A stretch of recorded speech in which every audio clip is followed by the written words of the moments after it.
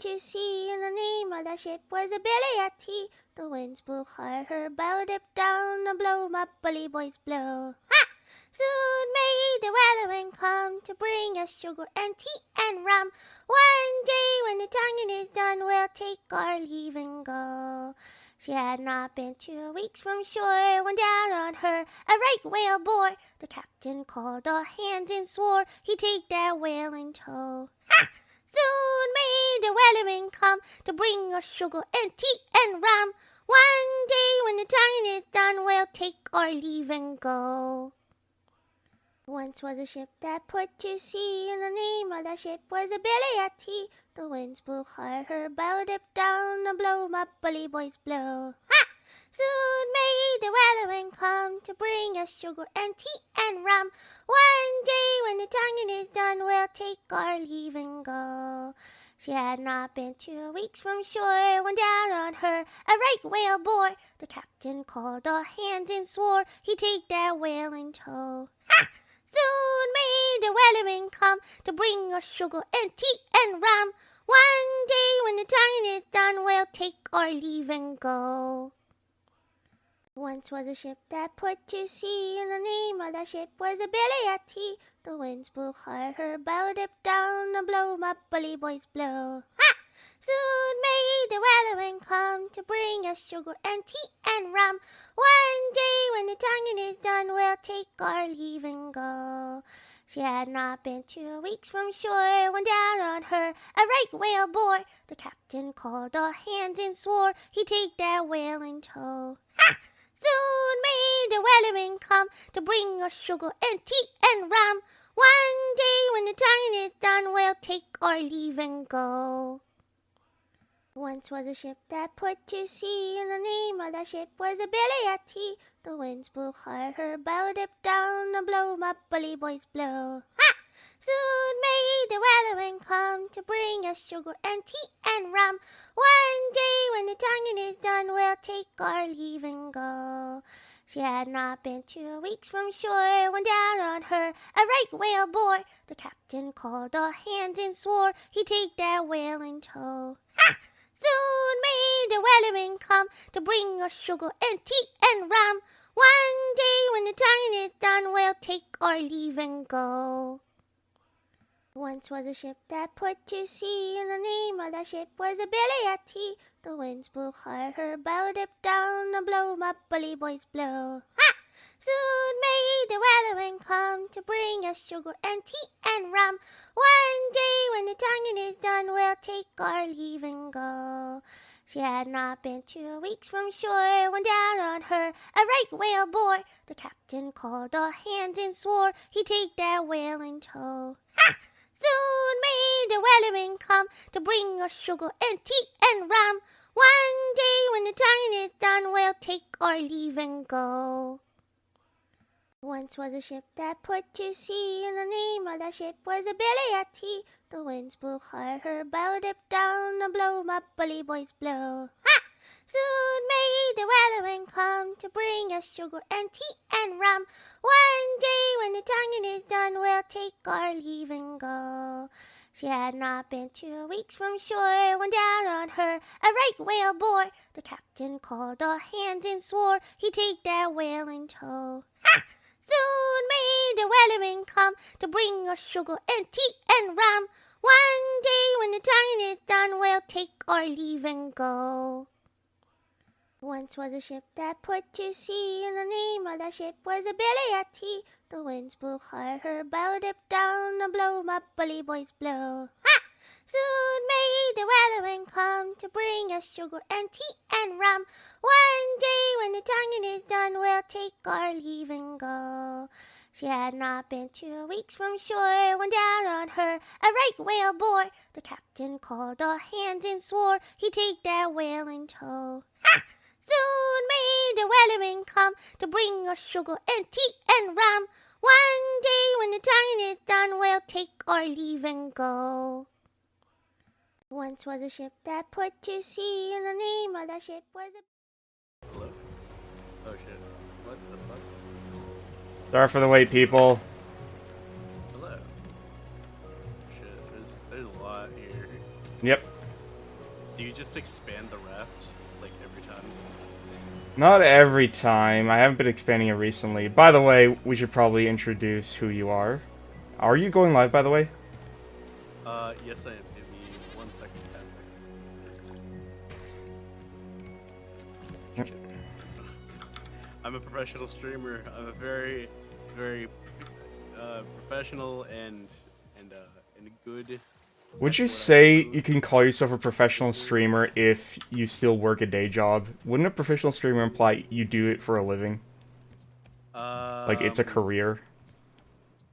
I would say so. I'd say if you're getting paid, you're technically professional, right? I don't know. Feels like there's a Professional streamer, but difference. I'm not very professional. Let's just say that. Also, Oh fuck. Oh god, I fell off already. by the way, yeah. how is the frame rate on my end doing? On your end? Yeah. I don't know. Give me 1 second. Tab over.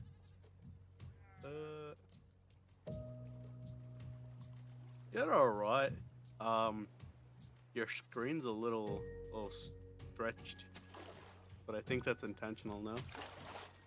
Oh, you mean the ultra-wide monitor? Yeah. Yep, ultra-wide monitor. Damn.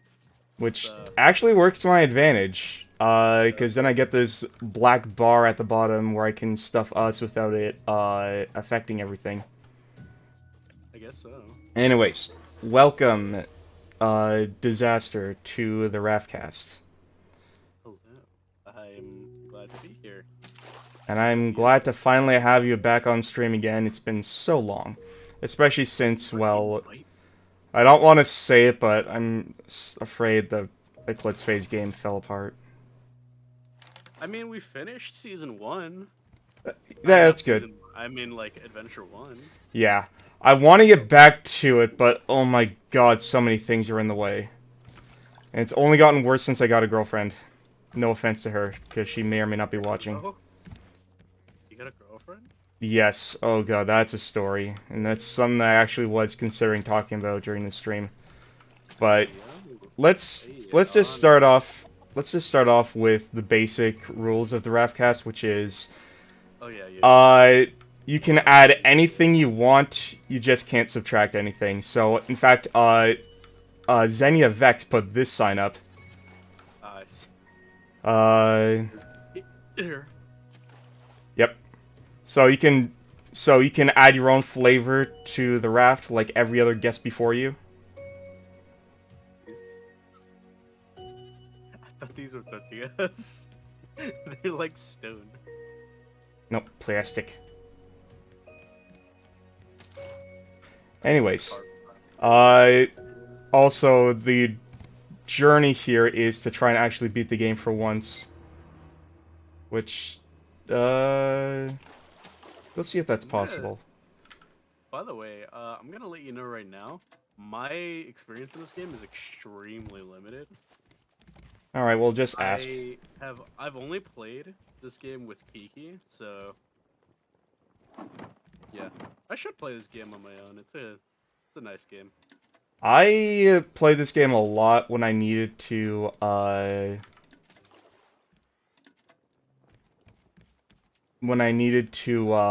like listen to lectures. Oh, by the way, if you come down to the bottom edge, you can find nets with a bunch of junk in it, so you don't even have to use your hook all that often.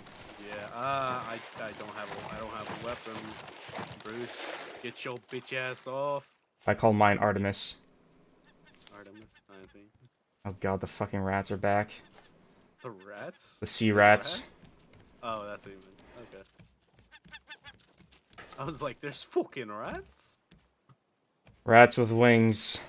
And I don't care what Thomas said in The Lighthouse. I don't care if it's bad luck to kill a seabird, I'm still doing it. Yo, can I make a spear? Hmm? Can I make a spear? Sure. Take whatever resources you want, we have plenty. Okay. I don't remember. Also, Yeah, you were saying something. there were a lot of things I was saying. Well, first and foremost, how have you been?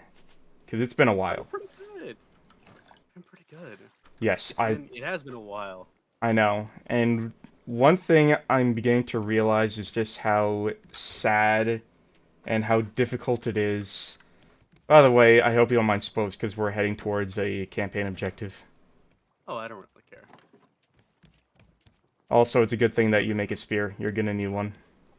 Oh yeah, I know. Actually, do I have a headlamp? There's rope. Actually, I could just make rope. What were you saying? Something said? Something was said. I see the notifications when you go live all the time, but I can't ever join. Oh yeah. And I feel like you probably see the same thing. Yeah. I don't know when you stream. You stream around 7?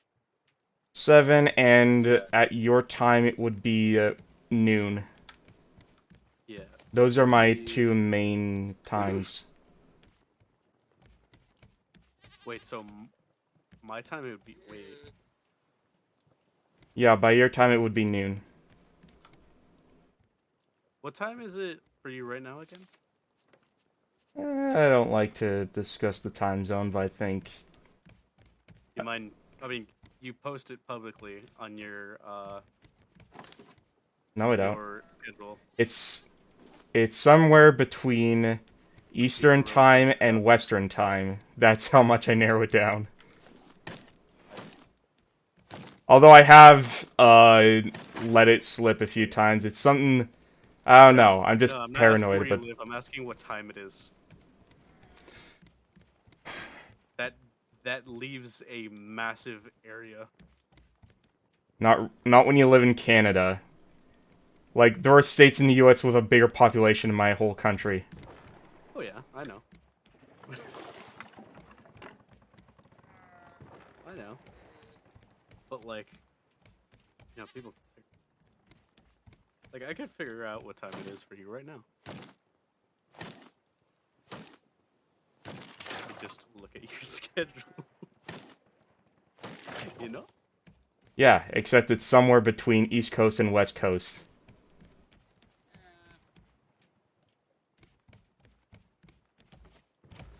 So go ahead and try and find it. You're gonna narrow it down to North America for sure. Well, I already know you live in Canada. That doesn't bother me. Oh well. It's whatever. I don't care enough to check.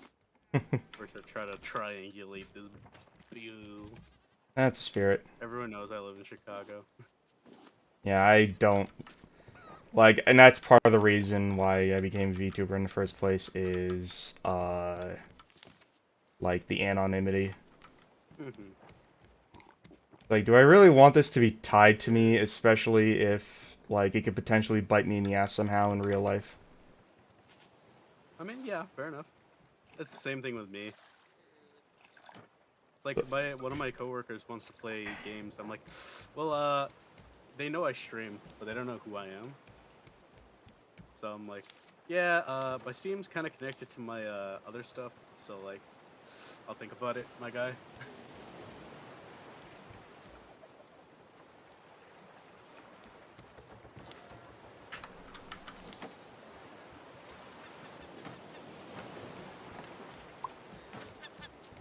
I don't know why I keep doing that. Doing what? Keep making them pop up. I wouldn't know either. Xenia does that, actually, and she totally doesn't even realize she does until someone brings it up. Just... Yep. She pops a lot. So, anyways, why don't you explain who you are to people who have never seen you before? Oh, right. I should do that. I should explain who I am, since that is so important. My name is Dizaster. I'm the omniversal author. Some may refer to me as a Degen. I'm a celestial... I'm a celestial construct god. I create and destroy universes, keeping the balance between them. And as I understand, you know from experience that metal things do not pleasure your prostate very well, if I remember correctly. No, that is not correct. The bolt of a Mosin Nagant would not be a good prostate massager. I don't know that from experience. I know that from just looking at it. An experience with other things. Yes. You're also a player in my TTRPG group, which is currently on indefinite hiatus because, my god, everything is fucking busy. Yeah. And I was hoping the summer would give me time. No, it doesn't, because I immediately and instinctively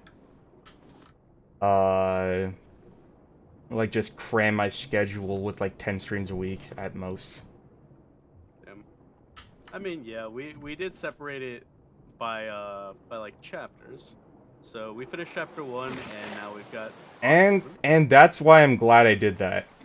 Like, I have like a lot of the writing done for episode 2 or like adventure 2, but I just never got around to doing it, you know? For a variety of reasons.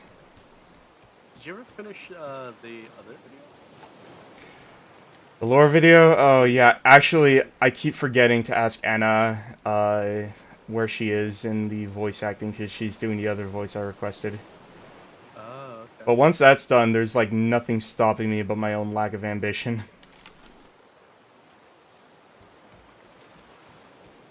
So, let's just start with the... Oh, hey, Felicity. My girlfriend's here. Hello. So let's start with the questions I usually start with in this podcast. Why did you begin this whole VTubing thing? No idea. I'm kidding. Basically, 2020 was a really wild year for me. It was a real rough year. I was working a job I didn't really like, and by didn't really like, I mean I hated. My mental health was at an all-time low, essentially.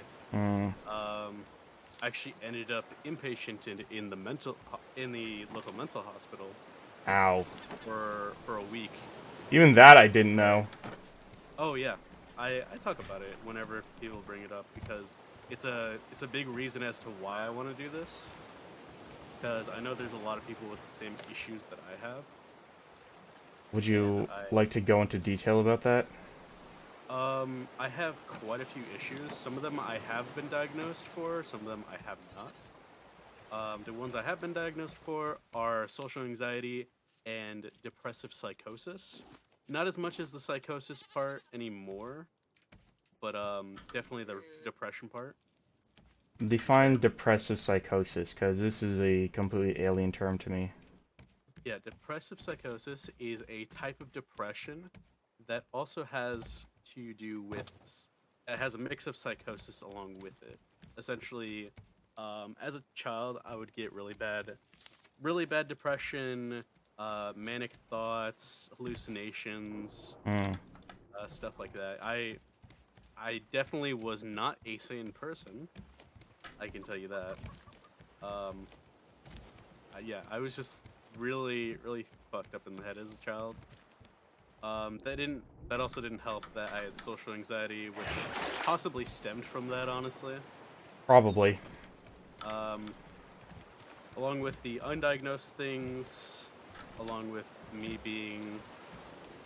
having ADHD, I'm 90% sure, and the possibility of me being on the spectrum, honestly, because now that I have a lot more friends who are on the spectrum, and I've talked to them about it. Yeah, you too.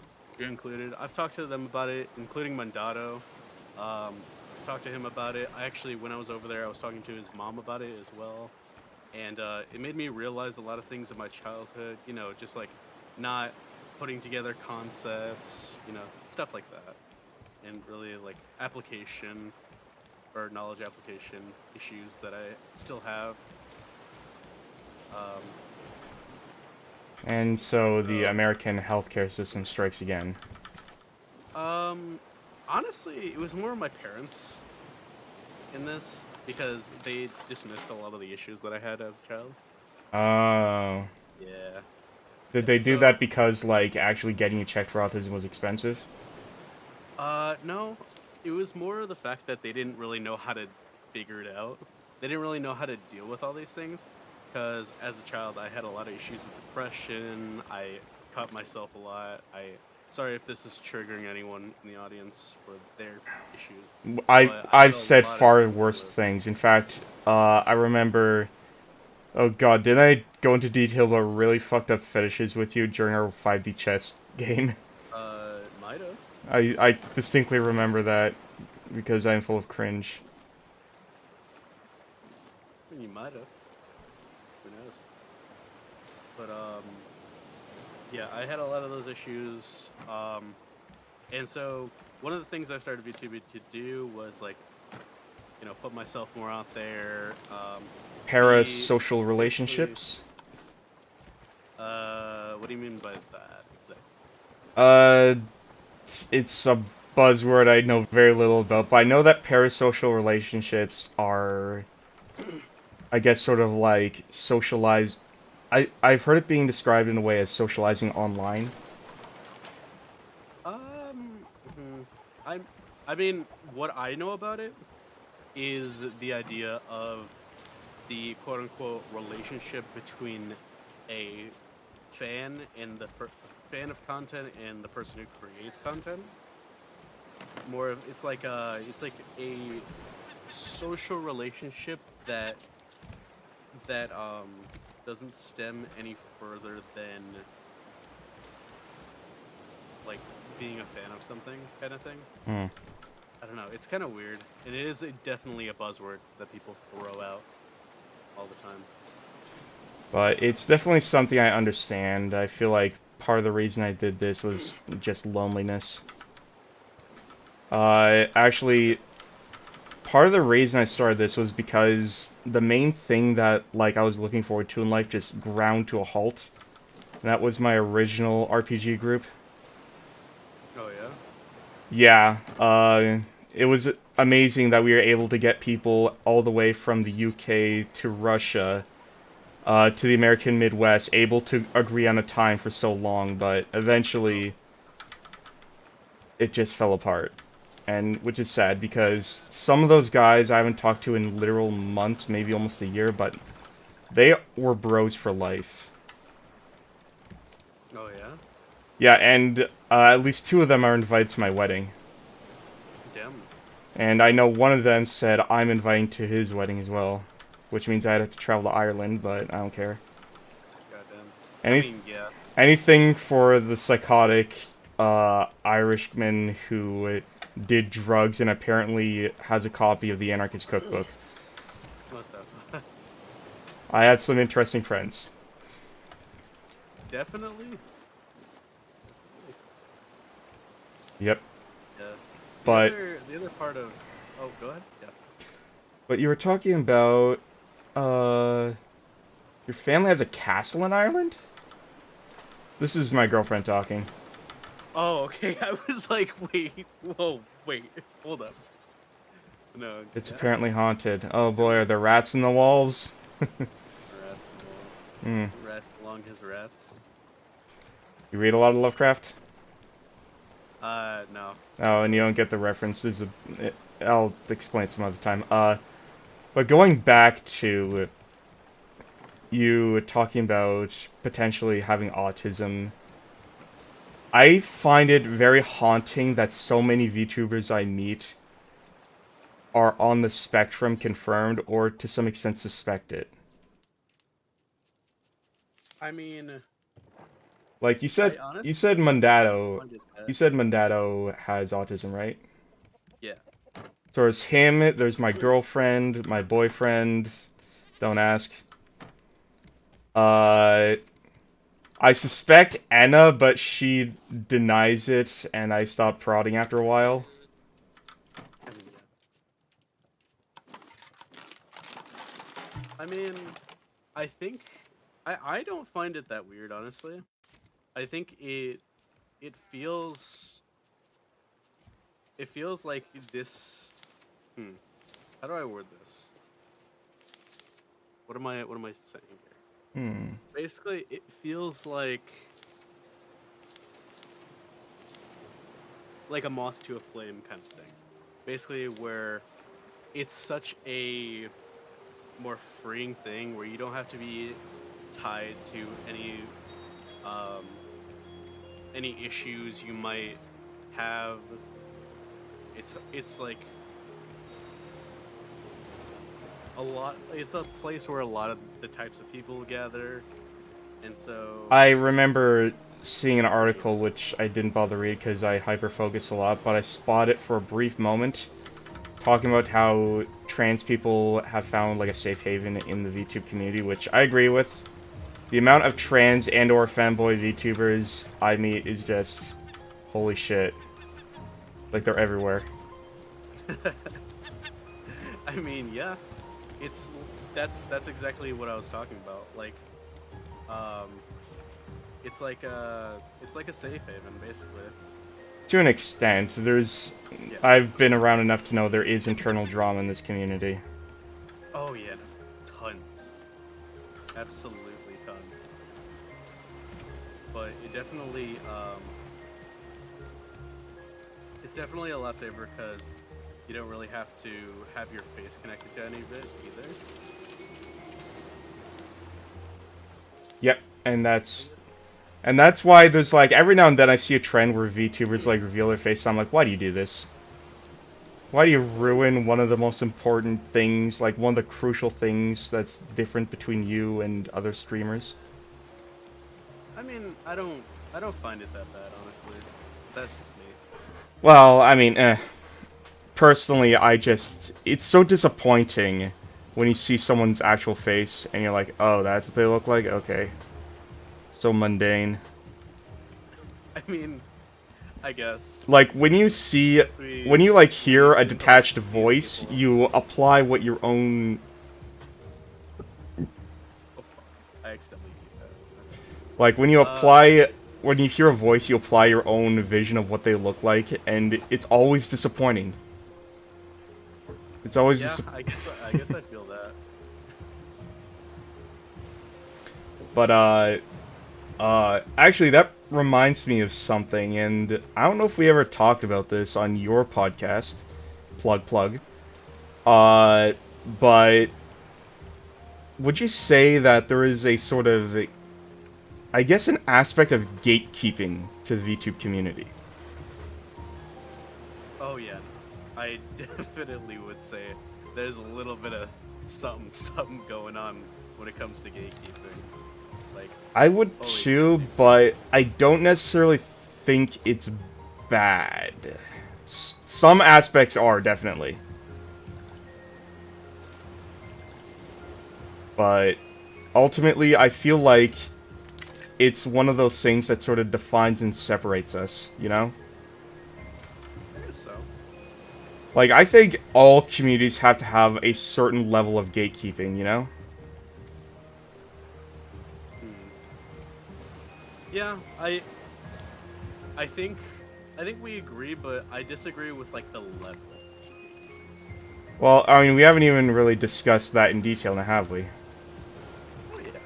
So, like, I think probably a positive thing when it comes to the gatekeeping is, remember when Pokimane became a VTuber? Yeah, I do. And that didn't last? I mean, I feel like there was a time where becoming a VTuber was like the popular thing. I mean, arguably it still We had is. a bunch of people who weren't VTubers becoming VTubers. Yeah, like, just trying to force yourself into the community. And the thing about it that really annoyed me is that Pokimane already had an established brand. Like, everyone knew... That's why it didn't last. Yeah, and, like... That's the thing, it's like, you can't just muscle in on this when you already have your own brand. Well, that's the thing, like, when you're a popular VTuber, I mean, you're a popular streamer and you become a VTuber, it gets views. Like, that shit gets views quickly, but it dies out quickly as well, because you already have a brand. It's basically there for the shock factor, essentially. Yeah, I would agree. Like, and that's the thing, I looked at what Pokimane did and I'm like, this is a publicity stunt. I mean, yeah, Like, But it has to be a that's just publicity how stunt. Twitch. That's kind of just how Twitch is. And no disrespect to Pokimane, like, I know you gotta follow the trends, you gotta make the hustle. Yeah. But, Gotta get the money somehow. yeah, it just felt so ungodly dishonest. I'm sorry. That's fair. That's a fair opinion. Why? Wait. What? Wait a second. I equipped a shoe and it has me pointing. Oh, I equipped that's a not shoe and it. because Oh. because it's a flower Um, pot. It's a flower Oh. pot. I now understand that. Yep. I'm just. Oh shit. Fuck. This. Where was? Here it was. Battery. Yeah. So, but it's interesting because, and by the way, I tend to enjoy being a sort of budget therapist, so if I just go too far in probing, please tell me. But Yeah. I will tell you. I know you well enough to be like, yo, dude.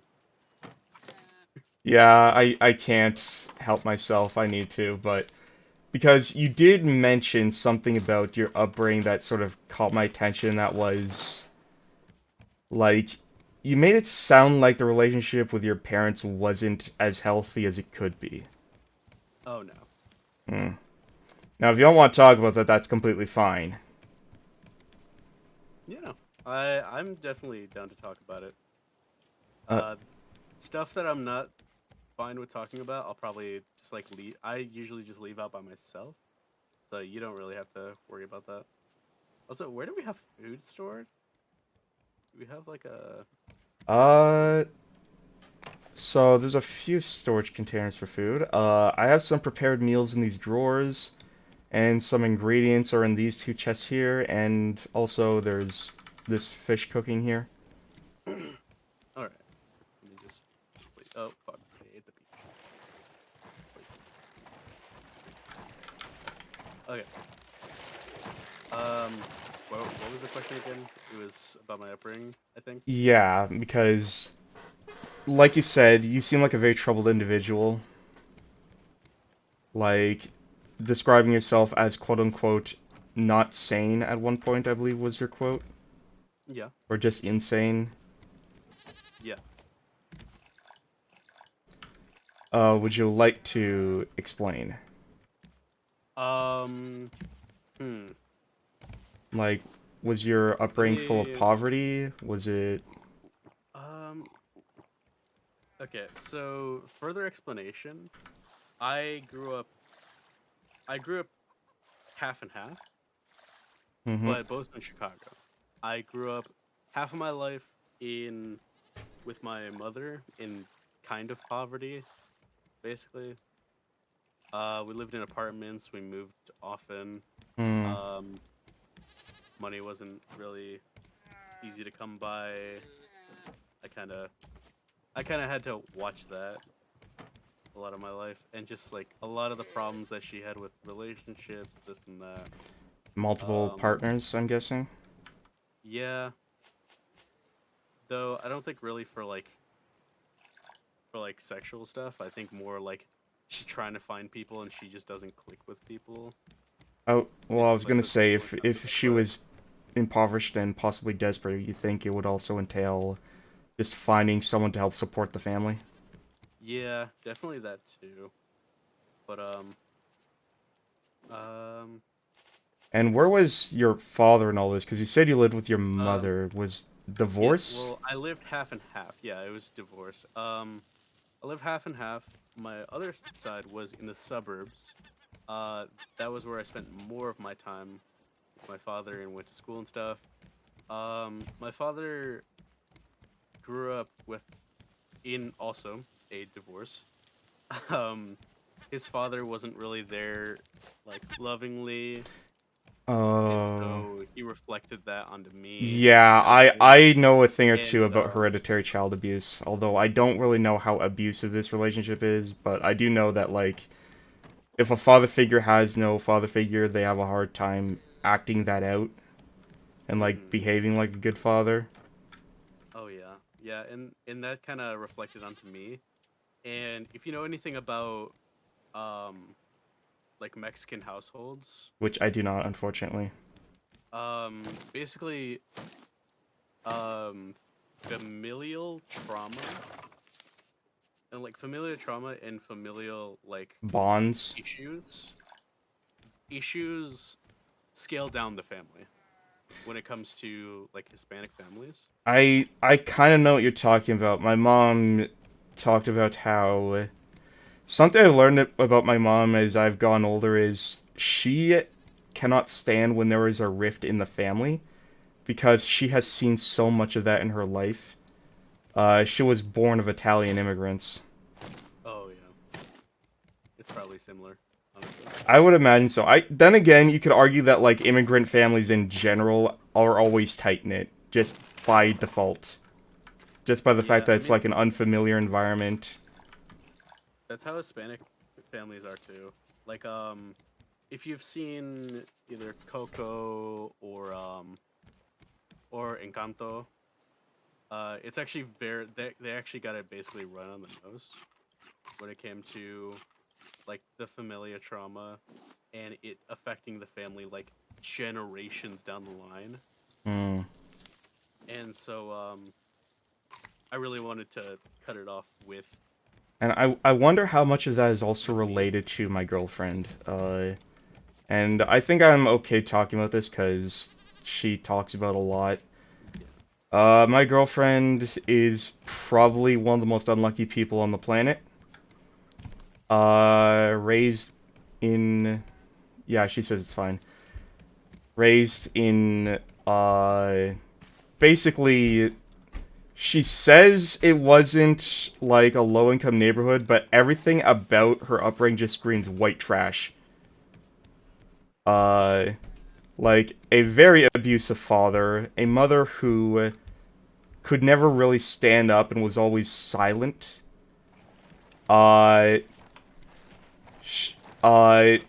She was blamed for everything as well. Because her parents didn't know how to deal with autism. Also she... Oh god. She was brought to an insane asylum at the age of, I think it was 7. No, it was 11.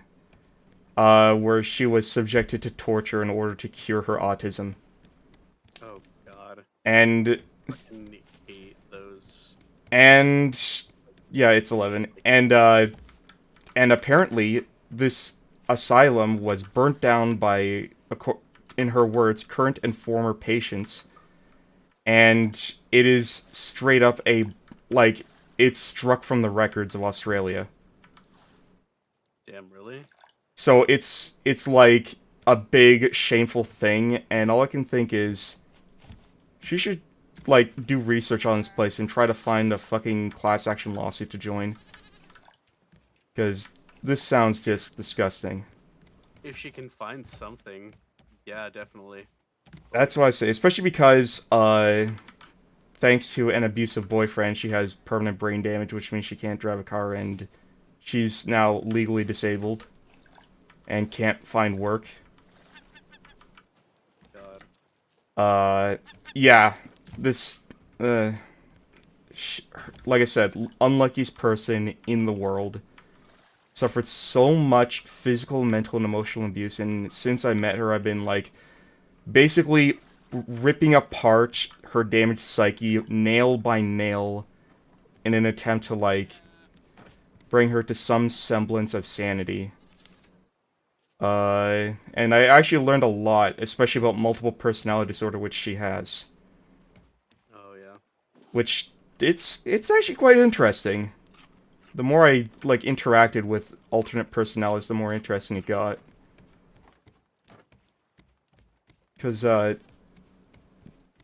what I ended up figuring out, and I am no therapist, but what I ended up figuring out just on my own is that I guess each personality is just a severed fraction of her mind, which she goes to when certain emotional triggers happen. Like, the most common one I've talked to, who is male identified, is essentially the one she goes to when she doesn't know what to do, when she feels helpless.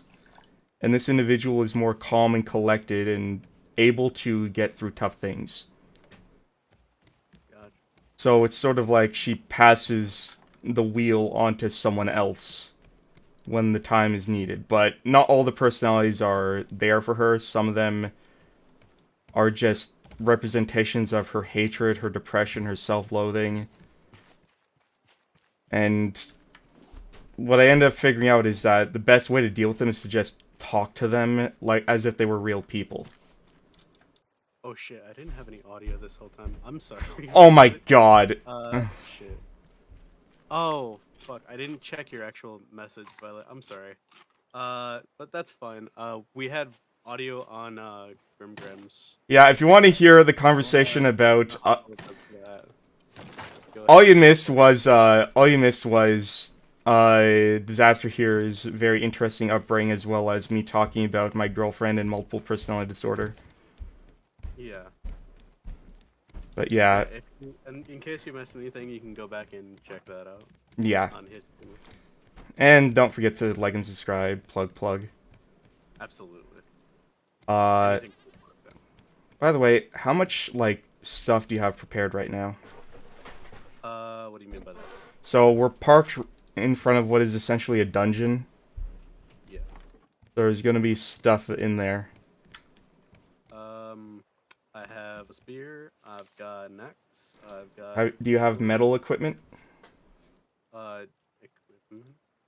What do you mean by that? Headlights? Stuff like that? I actually made a headlight for you. But I mean, like, there's like a metal spear. There's metal tools. Oh, yeah, I've got a metal spear. I don't have a net launcher or anything. I do, but I don't think we'll need it. Yeah, I don't think that's really necessary. Anyways, here's the headlamp. Very quiet. Oh, right. I turned down my thing so that, while I was recording stuff. Okay. It should be fine now. Alright, by the way, Turned down my I gave you a headlamp, but don't put it on until it gets dark because it doesn't have an on-off switch, so it'll just waste battery life.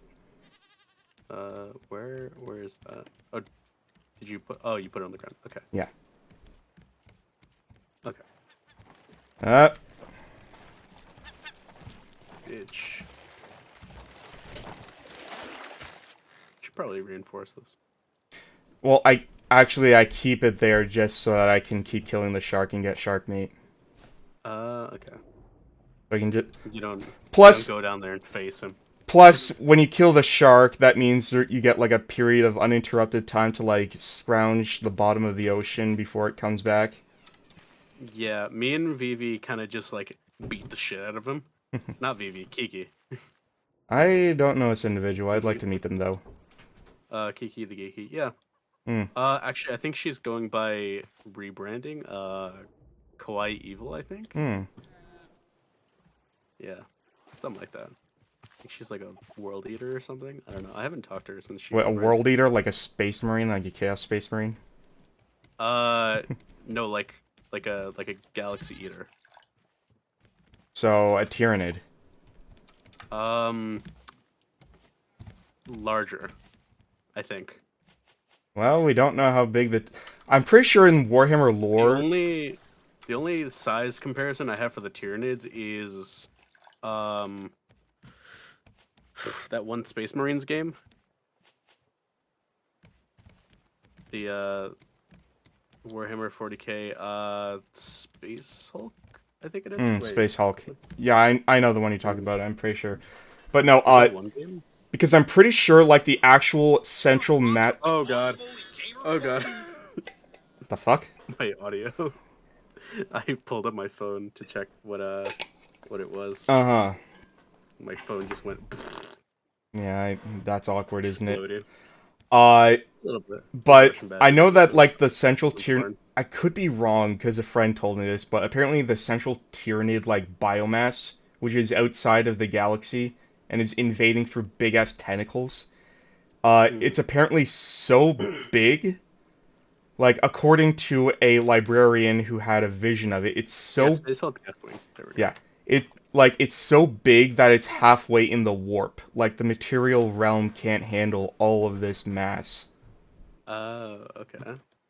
Like, and I don't know how true that is, but still. Gotcha. I just realized, what were we talking about before?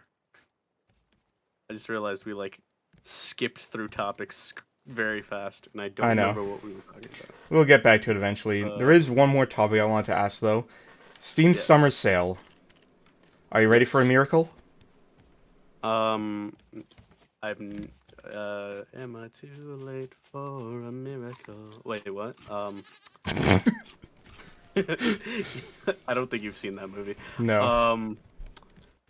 Sure. I don't know what game you're talking about, but cool. No, I'm talking about the Steam Summer Sale.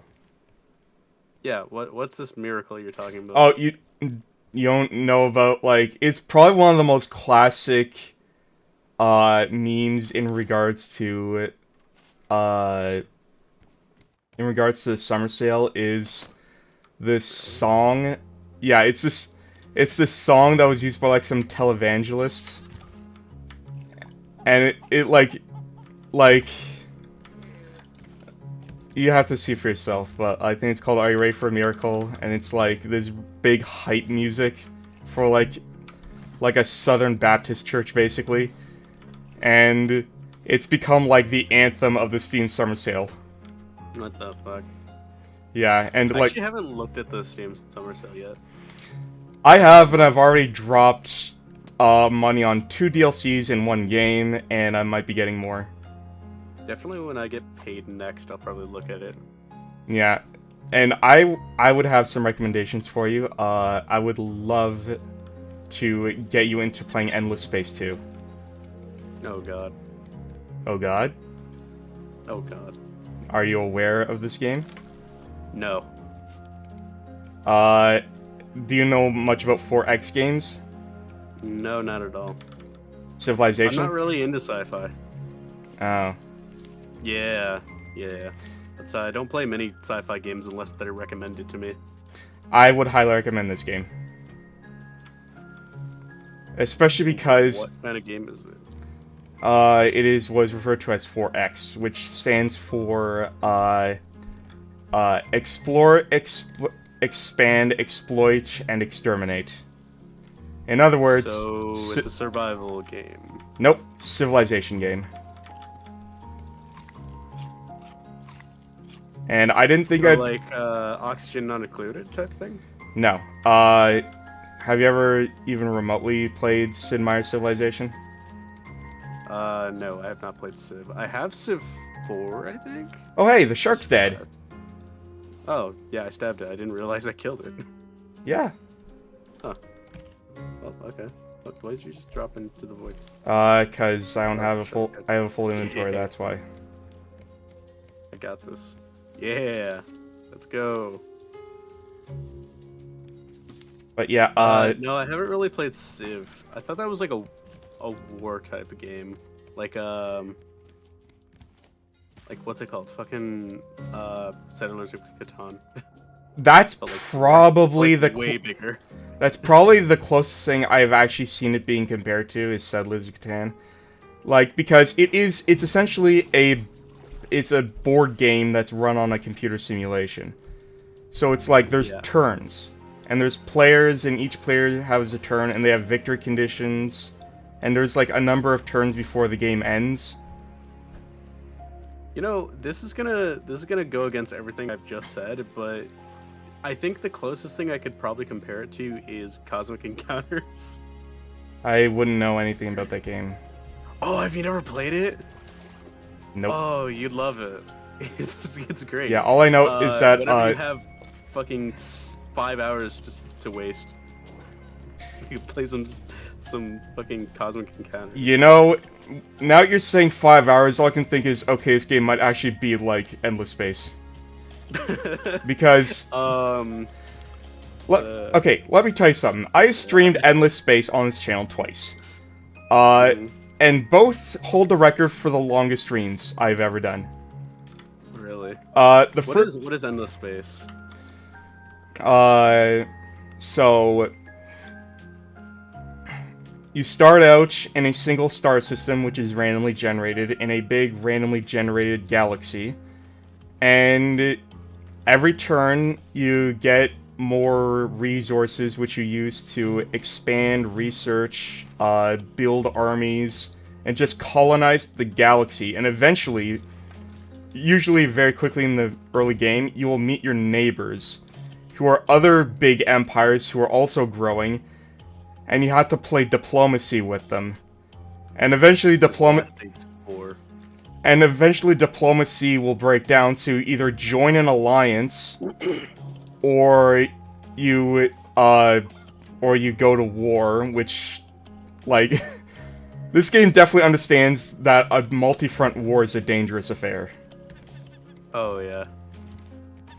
God, we need to play next time we play Cosmic Encounters, I'll invite you, because it might be on sale right now. But and Endless Space 2 is it's tabletop. Do you have tabletop simulator? Yes.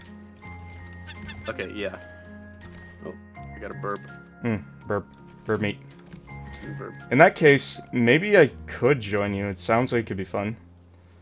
Yeah, it's a blast. But it also might be a terrible time based on what character you get. Because if the character that you pick doesn't match up with what you actually want to do, you might be shit out of luck. Yeah, so there's a lot of wacky characters. Yeah, so in Endless Space 2, there's, like, you can pick your starting faction, and I'm pretty sure you can even have two of the same faction on the board. But it can be things like the Cravers, who are physically incapable of engaging in, like peace negotiations of any kind. So it's like they're either at Cold War status with every faction, or they're at war. And they're basically the total orc, just kill shit and just raid and loot.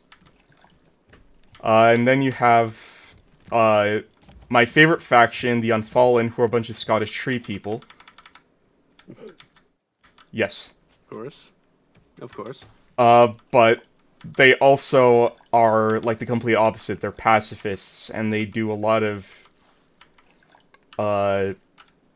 negotiation, and they are absolutely the best neighbors you could ever have. If you don't spawn as Unfallen, but you spawn next to them, you just got yourself the best neighbor in the game, because they are always about peace, and they will always join an alliance with you. Oh, damn. Let me see if I can figure out... Yeah, here's the page with all the factions. Yeah, there's similar things, but it's a card game, so everyone has, like, their own interactions with the cards. Who did I play? I'm trying to figure out, who did I play?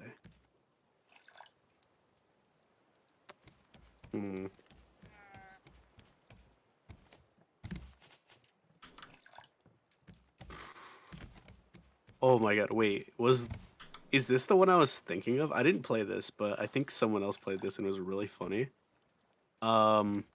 Yeah, there's this one called The Void. Basically, instead of just sending, like, ships to the discard pile, they can just eat them, basically. And just banish them. That's actually reminding me of my favorite tactic in Endless Space, which is to use... Because you can, like, build your own fleet, and you can, like, modify individual ships. And you can stick boarding pods on them, which is probably one of the most insulting tactics to use, because you straight up steal their shit. Like...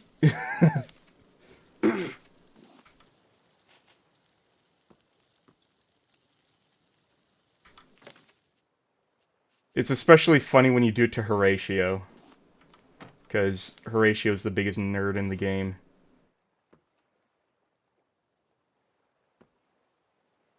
Let's see.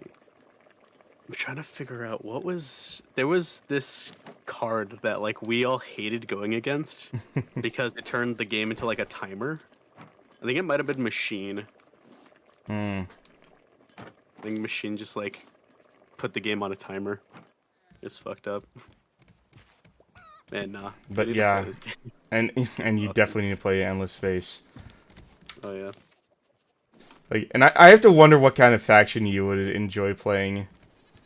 I'm not sure. It depends honestly on the game that I play.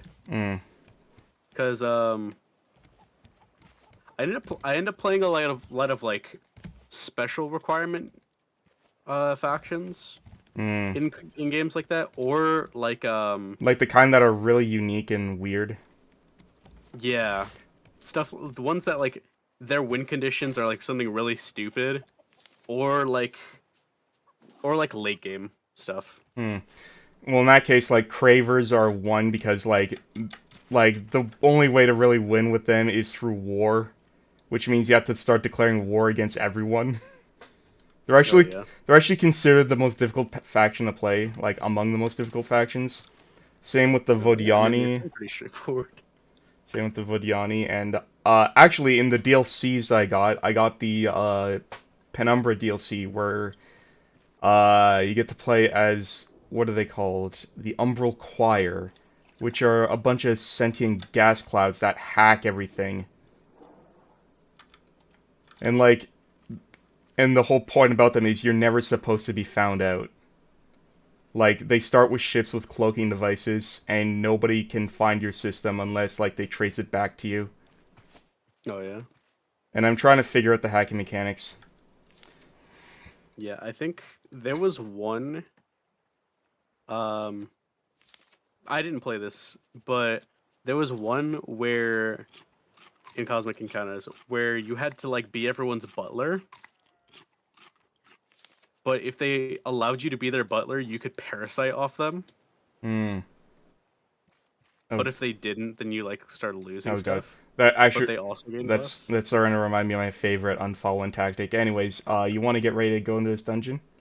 Sure. Yeah, my favorite unfallen tactic, which is, by the way, to anyone who plays, Endless Space 2 multiplayer, and you encounter a unfallen player who does not join an alliance, they are your enemy.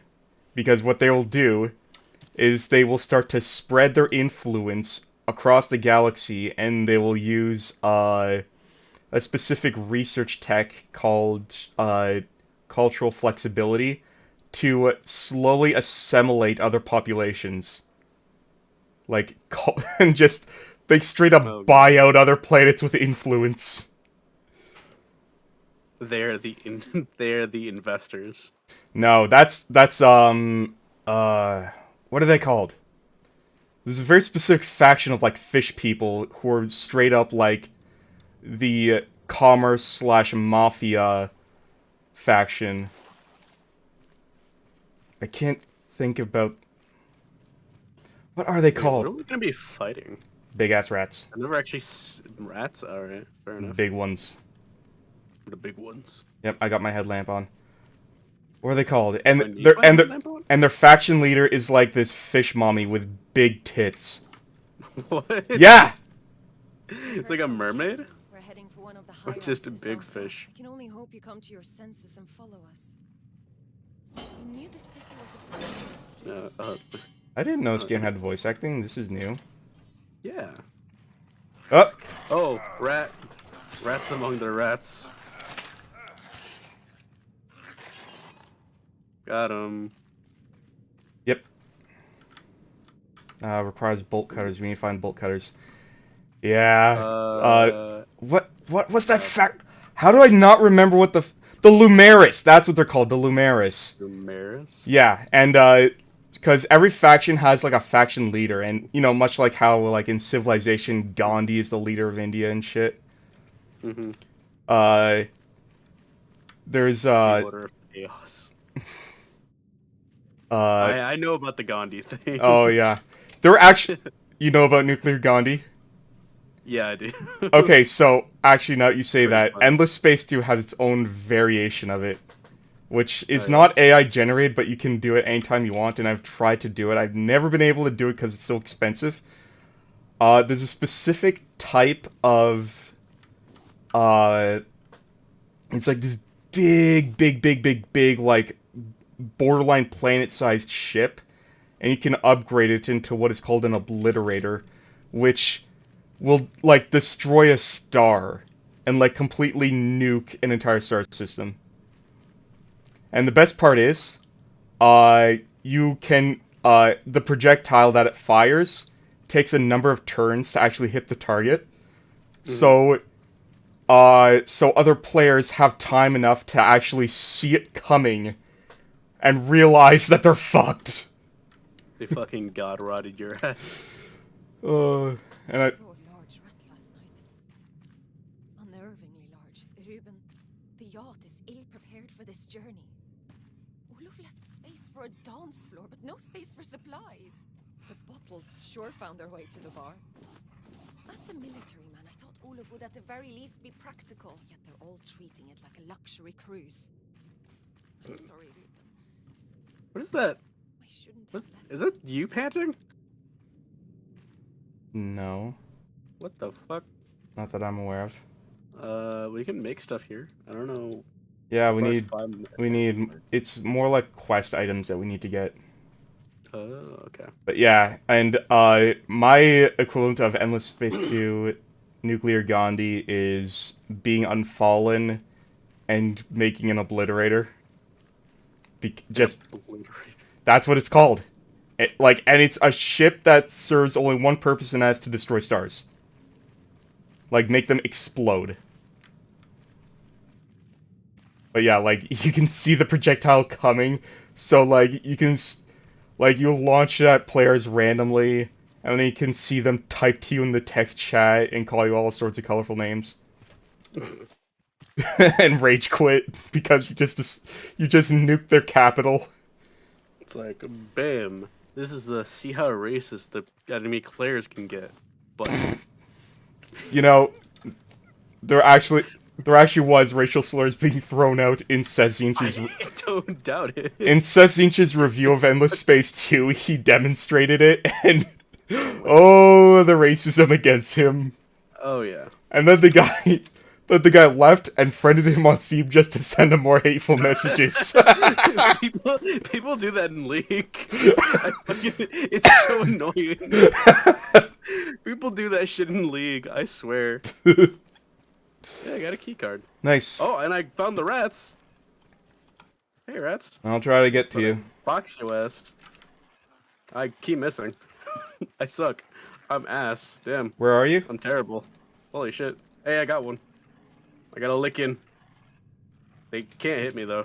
They're Where really are you? bad. I'm on the top. I like parkoured up here. Oh. Not like at the top, but like top floor.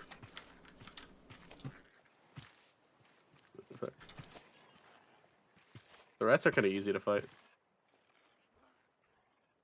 I guess that would be Got the 'em. case. Alright, I got the blue key card. In terms of other games on the summer sale, one that two other games I did get, and one of them is a game I actually very recently, by the way, you can salvage meat from these guys. Okay. One that I very recently promised I'd never play, like at least not in recent time. I'm playing, and it is a puzzle game. What is it? Well, specifically just puzzle games in general. I said I don't have a big enough audience. It's going to be boring. But this game came out, and I'm like, okay, this game is really cool, and I want to play it. It's called Recursive Ruin. Yeah, there's a bomb requirement up here. Yeah, I know. You have a bomb.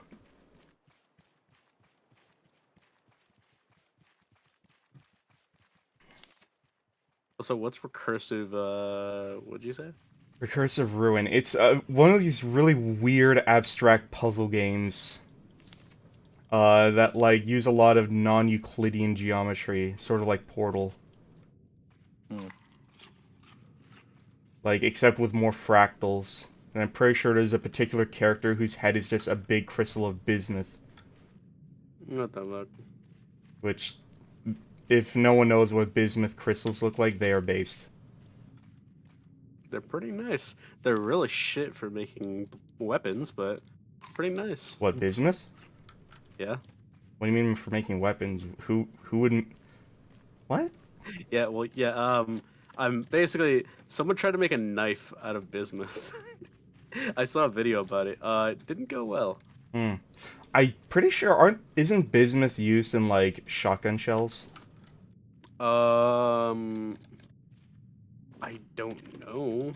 I don't think so. Bismuth shotgun shells? Yeah, like it's used for shot pellets. Shotgun shells. Oh fuck.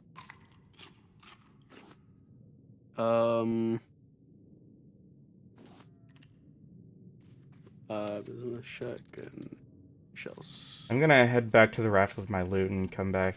Huh. I guess so. Bismuth is cool, but unfortunately it's like mildly radioactive. Is it? Yeah. Apparently, it's a little denser than steel. So. Hmm. But damn, bismuth crystals are cool. They look fucking dope. How do I get up there? And another game I got already is it's called Rain World. Have you heard of it? The Rain World? No. I know very little about it, other than apparently it has a really good AI system, number one, and number two, slug cats. What? Slug cats. What is that supposed to mean? So, a cat mixed with a slug. Okay, but why though? I don't know why. All I know is that they actually do look genuinely cute. Fair enough. Fair enough. Like, it's like picture cats, but they're really like slinky like. They're already kind of slinky, like. I guess that's why it makes sense. Like, it's like. Oh, there's another rat. Hmm. I found another rat. Get fucked, rat. You rat bastard. Rats are actually very clean creatures. Still bastard. Oh god, there's a YouTube channel. Have potential. They were clearly once rats, now grown into something much more rabid, yet also smarter. I've already made progress on their training. With food and pain as incentives, What the I can fuck? discipline them. And by sharing their blood, the mutations increase. This guy fucking singed. Species would react the same. I've received a transmission from a place called Caravan Town, not far from here. Oh, They I have opened a key card. active animal population. Get a green key. No longer do I need this makeshift. Did you say you were heading back to the boat? Or the raft? Yeah, I'm already here, cooking some stuff. Okay, well, I actually do need to... Once I run out of food, I'm gonna head back. Because I found the stuff to progress. Actually, no, I'll wait for you to progress. Actually. I mean, I've been through this before, so it's, well... Nah. It's more fun that way. Fair. In that case, I'm also going to make a juicer, which is something which I guess they added in the newest update. Juicer. Hmm. Let's see. But I yeah. have a cooked potato. They sick. Hmm. By the way, feel free to use like the cooking pot to like make more complicated ingredients or recipes and shit. Shit, you can do that. Yeah. Yo, I have is that a mushroom omelet? I Yeah. don't actually just, where did it go? Oh, I put it in the storage. Okay. Mushroom omelet. This. Oh, okay. My hunger bar has been extended.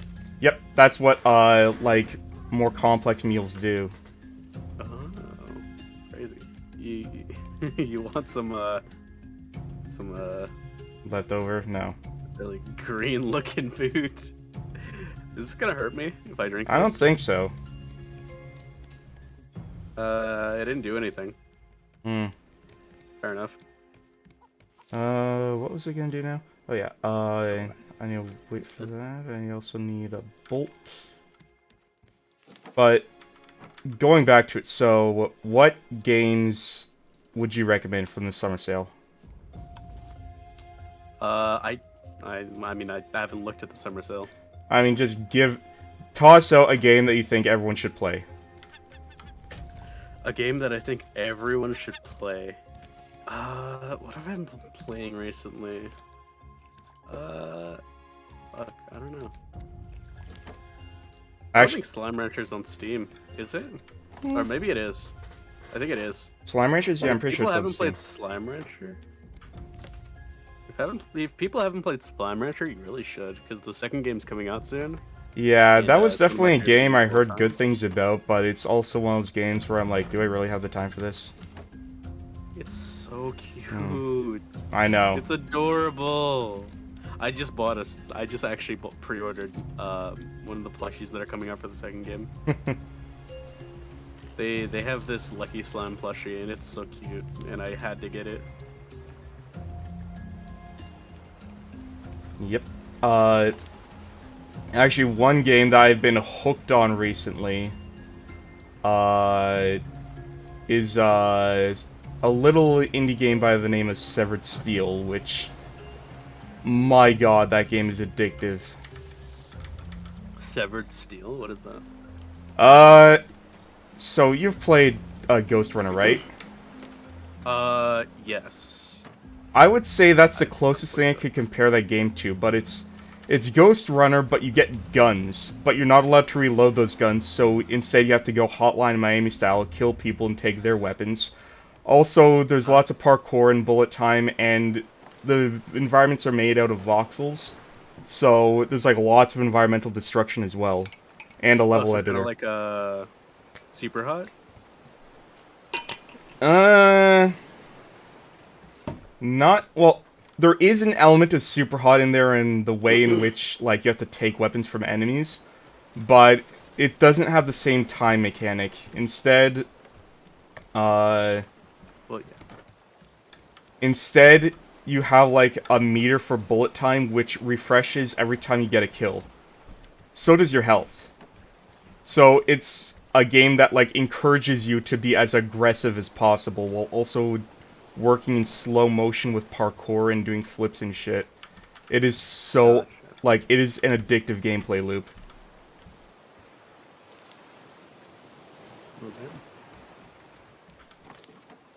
I'm And trying to look through my Steam. What is a game I've been playing recently? I don't know. I play a lot of free games, honestly. I've been playing a lot of Valorant, been playing a bit of Eternal Return recently. which reminds me, I need to get playing,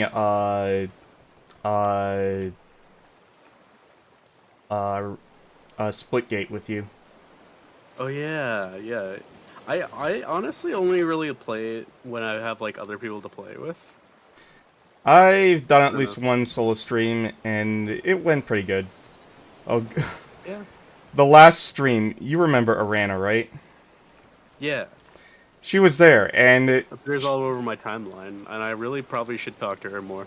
yeah, she's a really nice person. She doesn't say she is, but she's a really She's lovely cool. person. She's cool.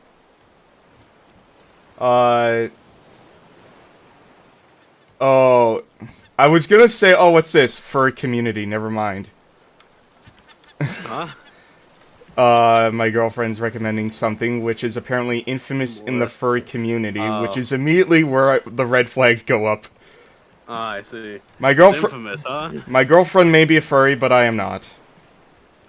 Let's see. What is a more us? Let's see. What is this?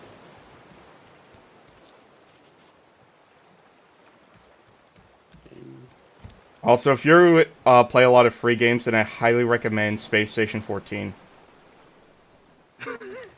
What? All right, I'm closing this tab. Oh, Never mind. I think it's like a dating sim. did you open it up live on stream? Did you do what I did that one time? No, I'm not an idiot. I don't stream my fucking desktop.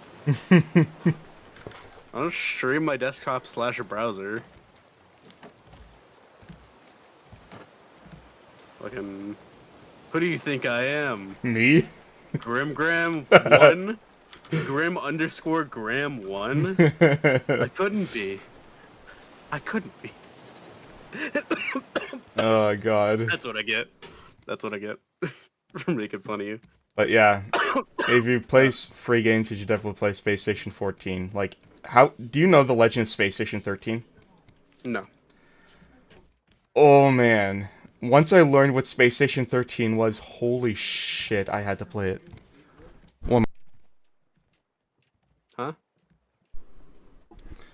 Yeah, sorry, noise. Oh yeah. So, I'm going back in, by the way. I'm waiting for you. Alright. Let me just get some more water. And I'll grab some food and then head over.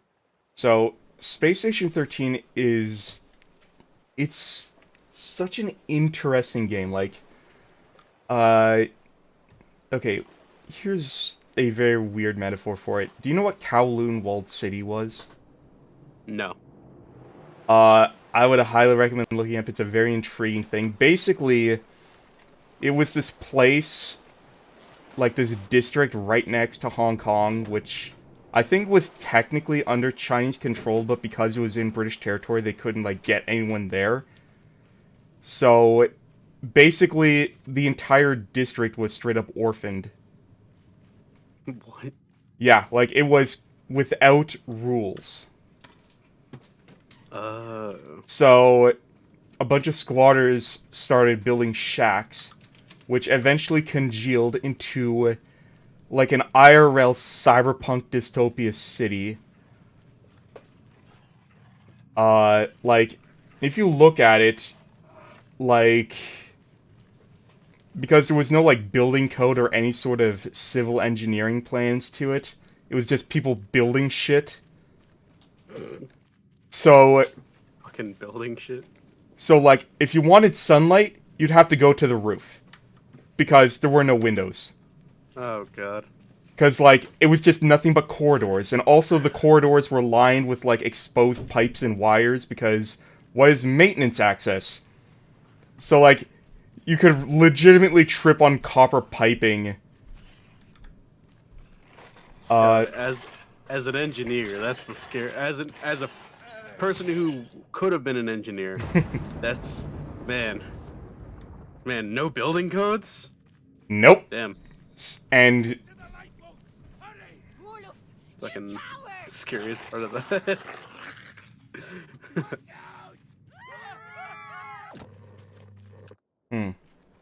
It sounded like someone slurped the bottom of a drink. So yeah, so there's no police there either, so the local law enforcement was the Triads. The Triad. That doesn't even sound good. You know... The Triads. Probably not the best, but... like, that's the thing about humanity, there's no such thing as anarchy. Because eventually warlords take over. Yeah, someone takes over. Someone puts rules in place. Yeah. And... like, because of how cramped and compact this place was, like, a lot of rooms had to be very versatile as well. So, like, in the daytime, you could have a classroom. At the night, and at night, it could be like an opium den or a brothel. What the fuck? Yes. And, like, there was, like, I'm pretty sure someone mapped out this entire, like, complex. But where am I going with this? Oh yeah, Space Station 13. Imagine that, but it's a game. Like, it's a game that just started with no real rule or authority, and people just kept adding to it without a shit in the world. Gotcha. So, if I understand it correctly, Space Station 13 started with, like... it started back in 2003. Back in 2003, someone, like the original creator of the game, quote-unquote, who is, to my knowledge, probably some, like, Probably some like programming student or something playing around, and he made this like engine which simulated like atmosphere. Someone stole the code on a flash drive, and it went to Something Awful. And Something Awful decided that they were going to make their own like servers for this game, and they were just going to keep adding to it and adding to it. And this is a game that's been around since 2003. It's 19 years old. Jesus Christ. It's 19 years old, it's totally free, and it's on a browser that's probably younger than either of our viewer bases on average. Like... God. So, Space Station 13 runs on something called the Beyond engine, which is, like I said, it's like probably 20 years old now. And just installing the game makes you feel like you're downloading like malware. Download some shit off of LimeWire. God damn. It really is a relic, like the nostalgia you feel downloading this game. But anyways, the engine is also really shitty, and that was also the problem. And there have been attempts, like half-ass attempts, but someone is actually legitimately remaking Space Station 13 in a modern engine. It's called Space Station 14, and I've played it, I've streamed it a few times, and while it doesn't have as much content, it's still unbelievably fun. What engine is it in? I don't know. Unity, maybe? Unreal? I don't know. It's definitely... Probably Unreal. It's definitely a licensed engine. But, like... Hopefully Unreal. Because Unity, God, Okay, I've played some good games on Unity. Don't... Yeah, I've played some good games on Unity, but I can also realize that that engine is shit. The engine's terrible. Oh, I'm sorry, you a video game programmer? I didn't know. I used to dabble in it. Ooh, a card jack. Shit. Oh, I know where this goes. You made a card jack. Oh yeah, we need like one more thing. Yeah, and I think I know where it is. Yeah, I used to dabble in video game development. I also play a lot of good, very, very great, amazing indie games. And yeah, Unity's kind of at the bottom of my list. Unreal Engine is very high up. RPG Maker, always a classic. Depending on which well, you play. I can't say the same, because if I were to shit on Unity, that means I'd also have to shit on my favorite roguelike of all time, even though, admittingly, there is that one section where it could take, like, a minute or two to load in a simulation just because gas leaks to a bottom floor.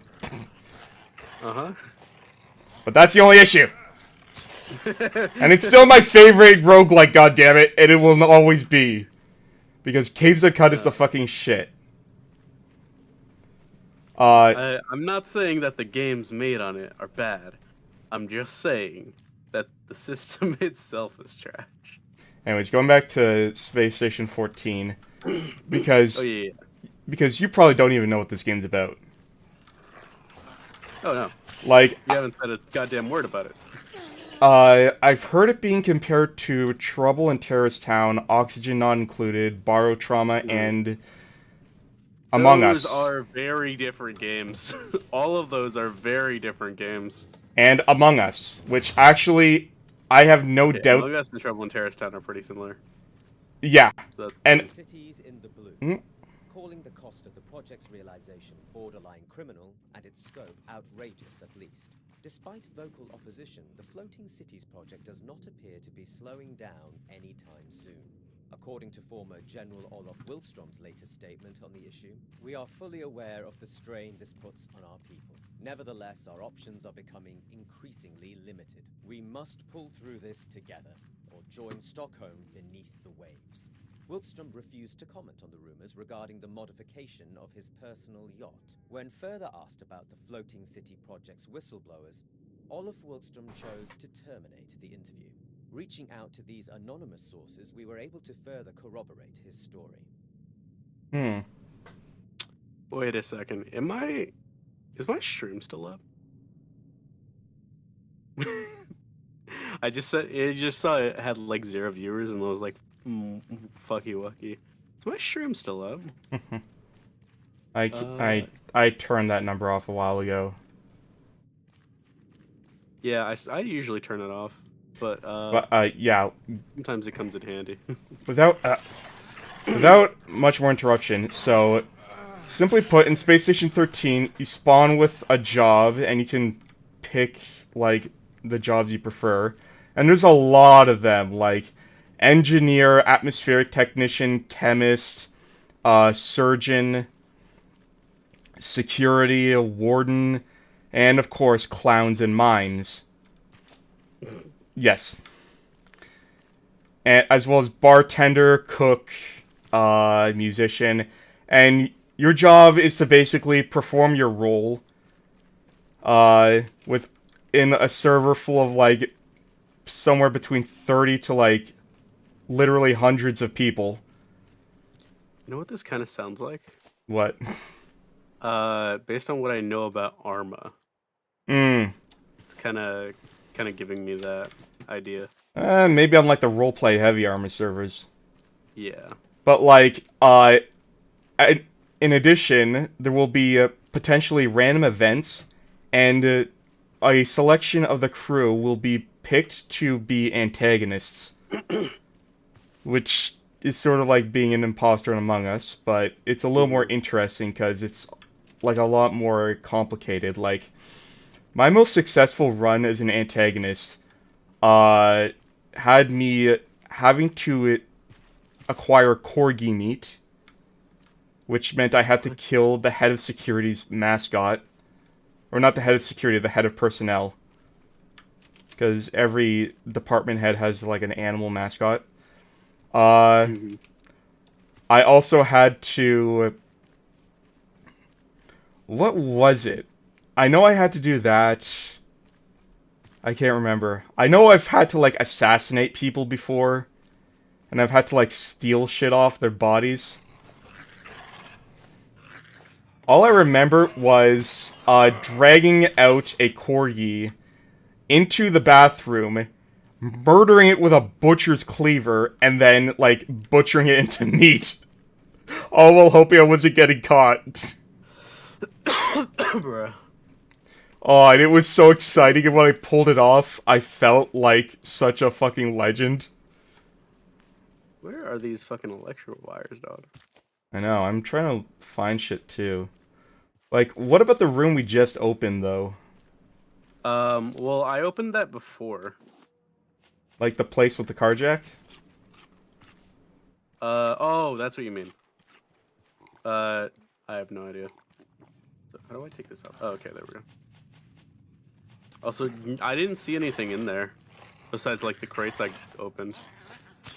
It just had, like, biofuel, strawberry colada, red melon drink, watermelon. Speaking of watermelon, I should drink something. Yeah, but that's Space Station 14, and to my knowledge, they're planning on adding wizards soon, which, oh boy. What?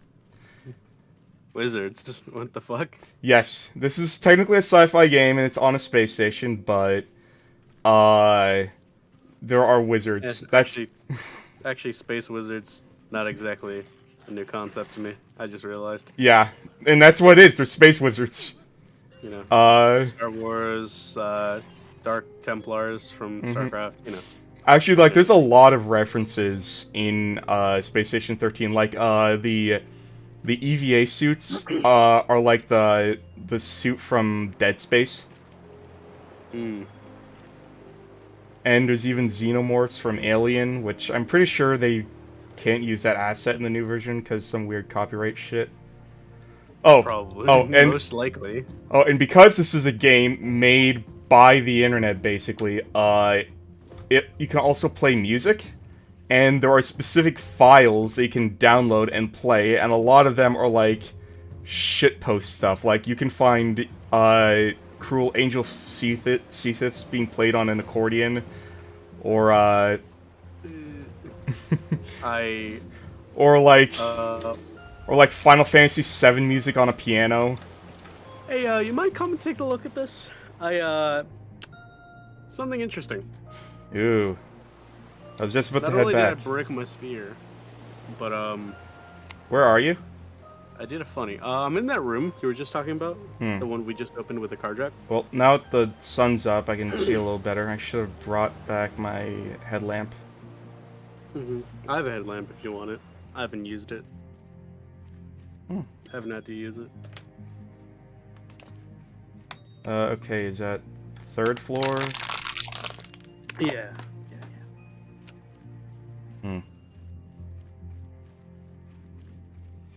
I've made a pet. Ow!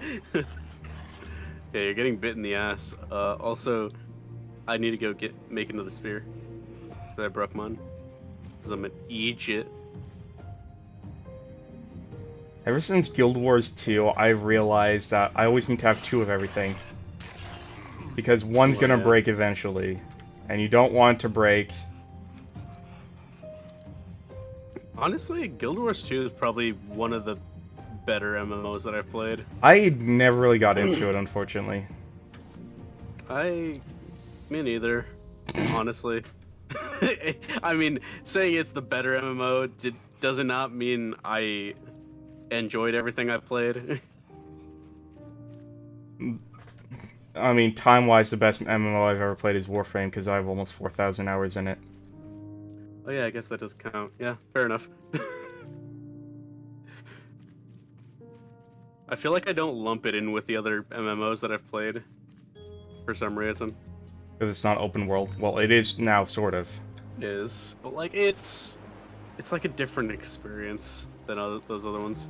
I don't know, it still feels like grinding and balancing issues and metagaming. Sounds like an but, MMO to me. I don't really care about those things. That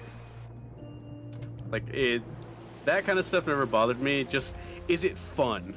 Is it fucking fun? And Warframe was MMOs fun. that I play are not fucking fun. Warframe was and arguably Warframe still is fucking fun.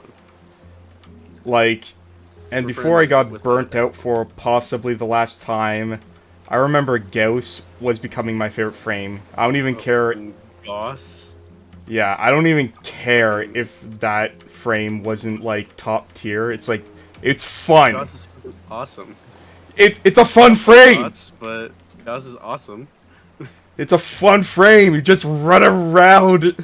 He's fucking cool. Like it's so fun the way in which the abilities just sort of like mesh with each other. I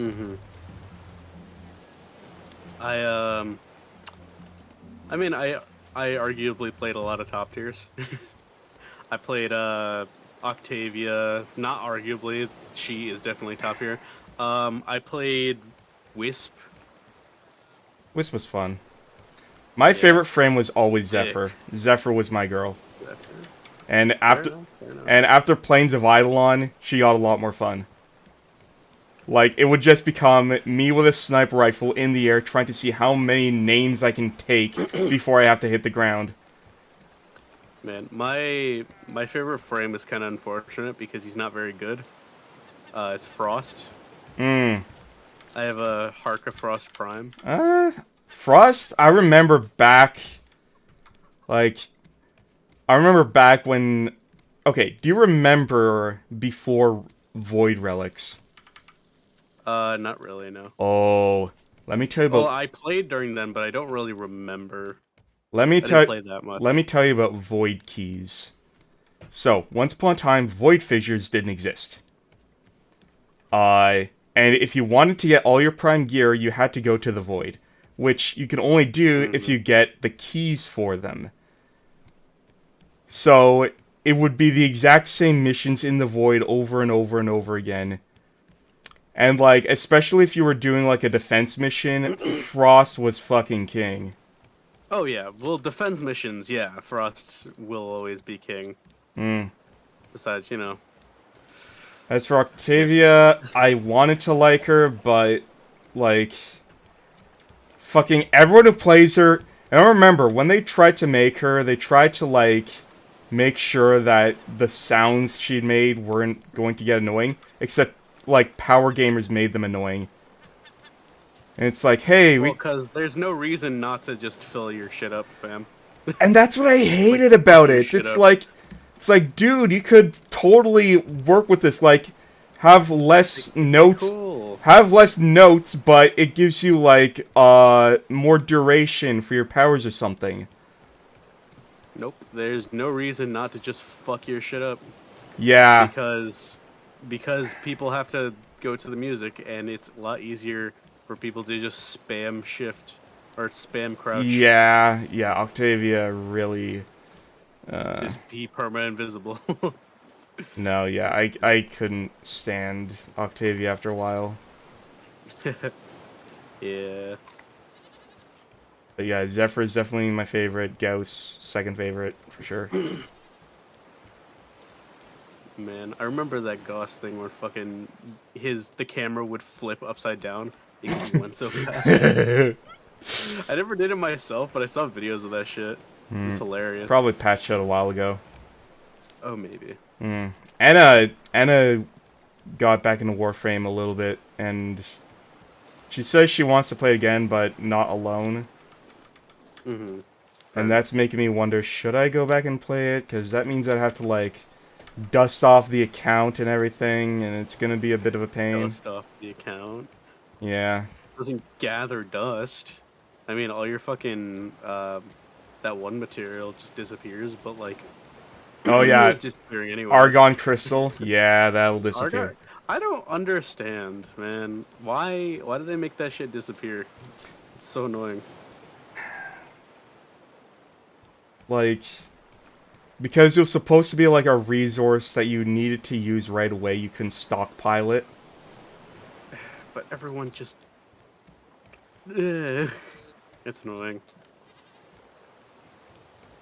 Like, I don't want to sit here in a defense mission for 5 hours just to get more Argon Crystal every single day. Yeah, it's understandable. One thing I did like about Warframe, though, was when it came to the grind, it had what I call the shopping list effect. Which is where you have so many things to grind for at once that you end up making it sort of like running errands. Like, you know, you're out of the house, what do you need to do? You need to go grocery shopping, you need to send a letter, you need to go to the bank, you need to do all these things, you can hit them all at once. Same with Warframe, it's like, okay, I need to level up the affinity of this weapon in this frame, so I'll bring them with me, even if they aren't that great. I also need to grind for this one mod, so I can do that. I also need more credits and Endo, because you can never have enough credits in Endo. And Helena effect. Do you know what Helena is? No. Helena is a location on, I think it was Mercury or Mars. Oh. Basically, it was the highest amount of affinity you could get in one mission. At least when I played. I see. And so I would end up sitting there for like hours on end just grinding that. I never partook in loot caves. I'm like, I'll grind everything eventually, so I'm just gonna do whatever I can while also trying to make it as fun as I can. Well, I mean, just... I was already, like, the end of what I could get. Yeah, but eventually the grind would get to me, and that's when I bust out H.P. Lovecraft audiobooks and old seasons of the Red Green Show on YouTube and JoJo's Bizarre Adventure. Fucking JoJo's. Man, I need to continue that. Where'd you leave off? Season 3, The Sun.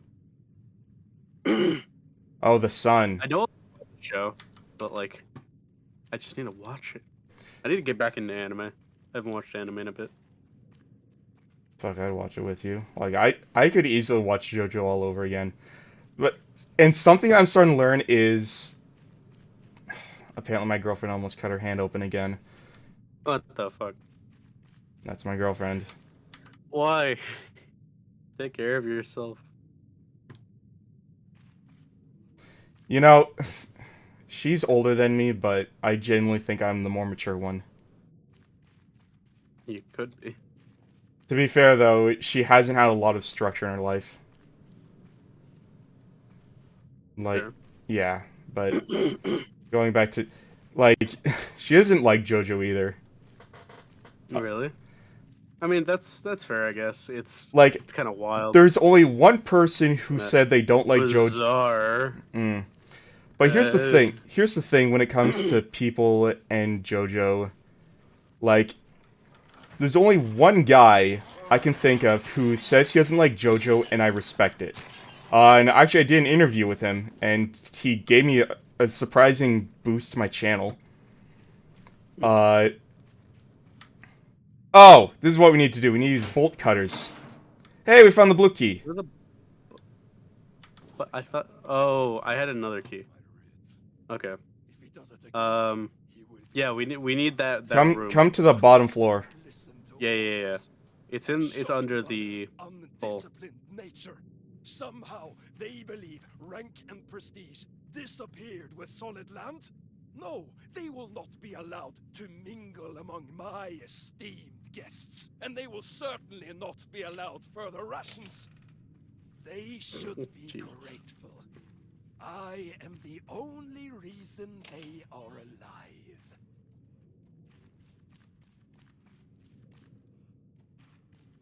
alive. So yeah, Textile George, he said he watched up to part 3, and he said I don't like it. I'm like, okay, fair enough.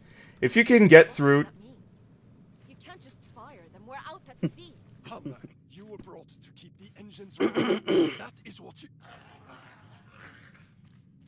That's one of those damn rats. What are you doing to it? Get out! Do your job. Okay, my mind is going to very dark places right now.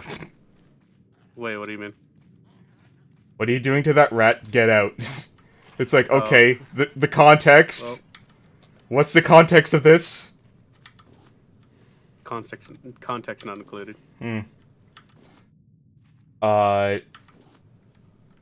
But yeah, like, he watched up to part 3, and he said, I don't like it. I'm like, okay, fair enough. If you make it... It's urgent. There's we don't the maps are useless.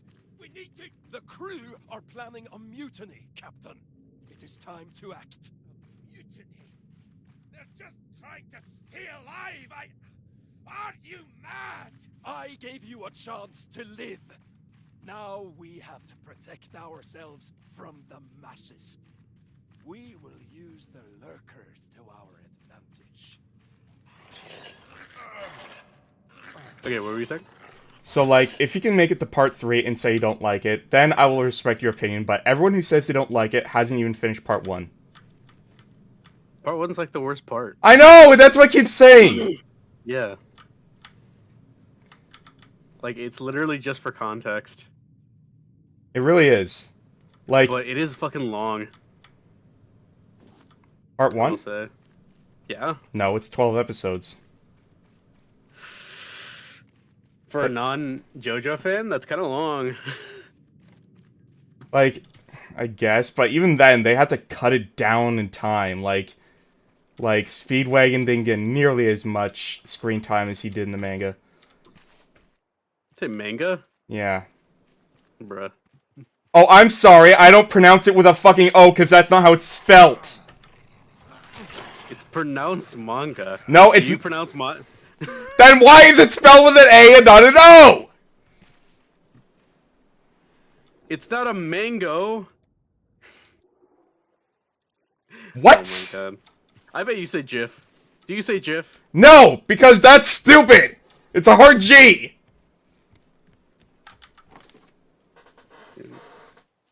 Bet you say graphics card.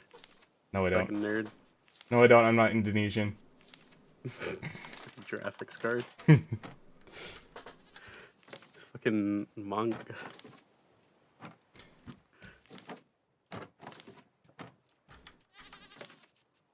What Hey, am I missing? if it was supposed to be pronounced that way, then whoever made it would have originally put an O instead of an A in it. What? Sorry that my Canadian accent... That is a shit take, seeing as manga is not an English word. Okay, it's not, but you could still spell it that way. Like, Why you're would literally... you? Because it's phonetically correct. Are you French? You're probably French. No, I'm not French. Yeah, you do. You don't like phonetically correct things. You're probably French. No, damn. That's true though. But I hate French. fucking- I don't mind French people. I enjoy French people. I hate French as a language. yeah, French It's is kinda it's whack, it's but, the most vexing language ever. It's how the Japanese pronounce it. Yeah, guess what? Guess what, Felicity? I'm not Japanese. Okay. You don't walk around Mexico calling it a tortilla. Fucking weirdo. If you do, you're a weirdo. It's like, oh, that's how it's spelled. It's like, it's, yeah, sure, I guess. Yo, weirdo. I'm gonna call you a weirdo. How do you feel about being called a weirdo, I feel validated. huh? Cool. You're a weirdo. You weirdo. Oh yeah. Said dumb it. Dumb it. Yeah, she has tendency to speak Japanese for no reason, which is hilarious because she is not even she's half Thai, half Australian. But she speaks Japanese so well. And, like, does so without even realizing it sometimes. Alright. I've studied a bit of Japanese, and their alphabet's fucked. Their alphabet is fucked up. Just fuck my shit up, fam. Yep. For real. Could be worse, it could be No, Mandarin. At least Mandarin's spoken by a large percent of the population. Okay. Gotta look at the numbers. That's not saying a lot, plus, I don't know. I don't think that's something you should be bragging about. I don't think you should be bragging about having such a massive population density. Because of, like, traditions that go way back to feudal times. China has a weird history. Oh, I'm not bragging about China. In fact, I'm not bragging at all. I'm just saying that a large percent of the world's population speaks Mandarin. True. That's a statistic. True, although that population is also behind the Great Firewall. So they might as well not exist. What? It's true. It's true, you can't... Okay. These are people who live in extreme isolation from everything. They might as well not exist. That is fucking hilarious. But it's true. Like, these are people who live... And it's fucking funny. These are people who live behind an iron curtain. Their lives are completely isolated from yours or mine. To our knowledge, they are basically just flesh automaton. Like, they don't exist, like, outside... I don't think that's how it works. They are borderline... I think, therefore I am. Not I spread, therefore I am. I think that's how this works. Okay. Also, where is this last fucking piece that we need for this? We've opened all the doors, except for the last one. I don't understand. I have a feeling I might know. Need to craft something? Possibly. But, like, my point is, like, there are so many different countries that have English as a second language, and it makes sense, because it's a language of trade, everyone uses it to communicate, especially on the internet. Mandarin is spoken by a massive population, but that population is isolated. Like, aside from Taiwan, it's completely isolated, and there is no purpose in speaking it except for in that small bubble.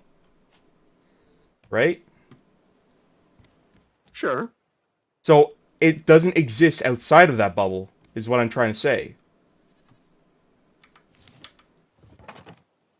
It's a very remote language outside that bubble. Make sense? I mean, yeah.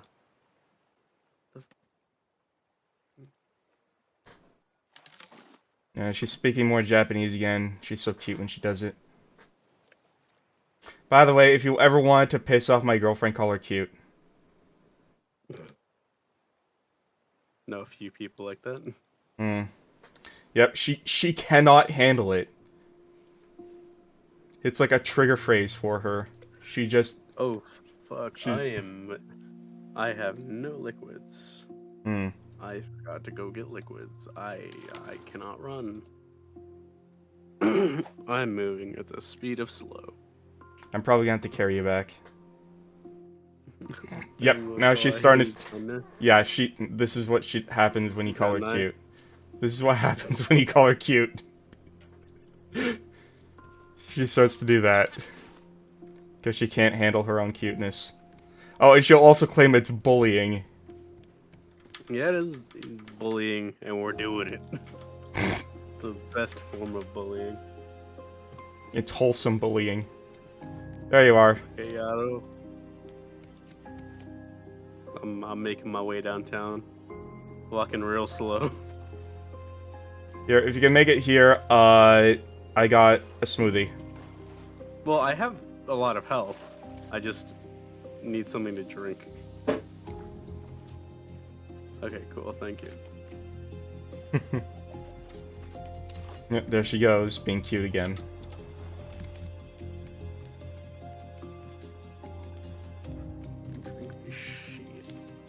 Anyways, what other games from the Steam sale would you recommend? Like, if I could put them on the Steam sale? Yeah.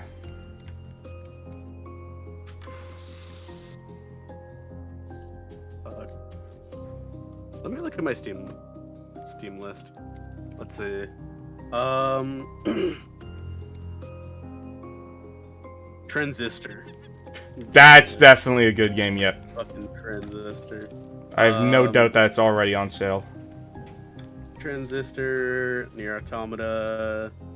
I haven't played much of it, but Journey to the Savage Planet was pretty fun. Didn't that game, like, die? Like, it straight up got... I have no idea. It apparently the studio signed some sort of agreement with Stadia. Now, there is a name from the past, and apparently it still exists. Yeah, it does. People still use it. I refuse to believe that. Yeah. I refuse to believe people still use Stadia.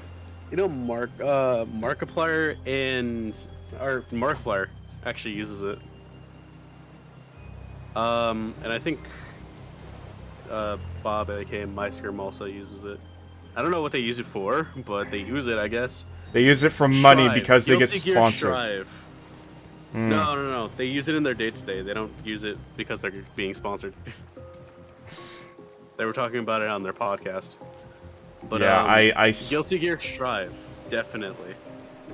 Guilty Gear Strive is my favorite fighting game right now. The only fighting game I ever liked was Smash, and that got ruined. Like a stage fighter. Wait, why'd that get ruined? So many reasons. So first and foremost, If you're about to say anything about like the politics of the studio or something, I'm gonna ask why you care. But go ahead. Wait, go ahead. What politics? I don't know. People always just use that as a reason not to play a game, and it annoys me. But go ahead. What? I mean, unless the politics are strictly anti-consumer, then yes, I do care. Yeah, like if it's anti-consumer shit, then I'm going to care. Like, that's why I have a hatred for Blizzard and Activision for literally trying to sweep someone's suicide under the rug. Like, I think that's a justified reason for hating a company. Yeah, I mean, when it comes to games, I don't really I don't care about the company, really. I do, because, like, as a consumer, I have no choice. Like, And people talk about the entitlement of gamers. It's like, we literally have no input on any of the games that we are expected to consume.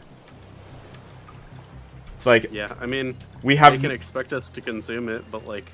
The only thing we have... Literally, the only thing we have is voting with our wallets. Which is why I take that shit seriously. Because it's the only thing we have. And even then, they call us entitled for voting with our wallets. It's like, fuck you. I got nothing. Shrug. I don't care. If the game's fun, that's all that matters really to me. I don't really... Yeah. But no, go ahead. What ruined Smash for you? First and foremost, the console it was attached to. Yeah. That's fair enough. Like, I was hyped for, which was the one that came out on the Wii U? 4? Was it called, to like... be fair, Switch is a good console. Eh. It is a good console. Wii wasn't a good console. They haven't made They a had good games. They haven't made a good console since the GameCube. Fight me. The Switch is a good console. Joy-Con drift. Overheating. Okay. By the way, every system is getting those problems. Also, I've never had an overheating problem. That's Okay, how many of those systems also acknowledged it? Or actually tried to compensate you for it? none of them. Really? At least Nintendo will repair your shit for you. No, they won't. Yeah, they will. They If you refuse to send take in your responsibility. Joy-Cons, they'll repair them for you. Didn't they say that the Joy-Con... Didn't they straight up deny it existed? They did. Yeah. They were assholes about it, but they'd still repair your shit. And they still will.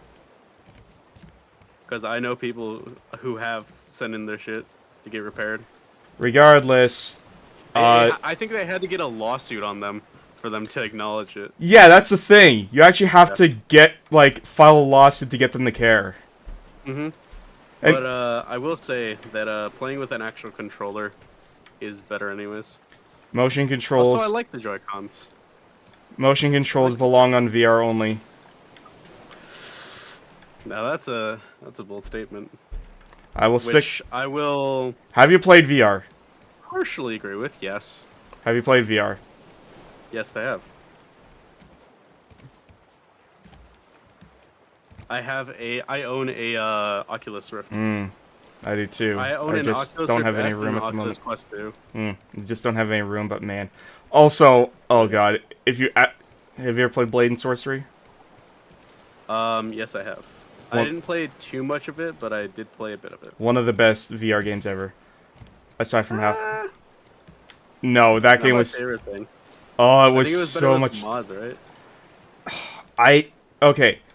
I hate it when the mod community doesn't do anything to actually add to the game except just create more novelty. Like, how many fucking lightsaber mods were there for Blade and Sorcery? Yeah, probably a lot.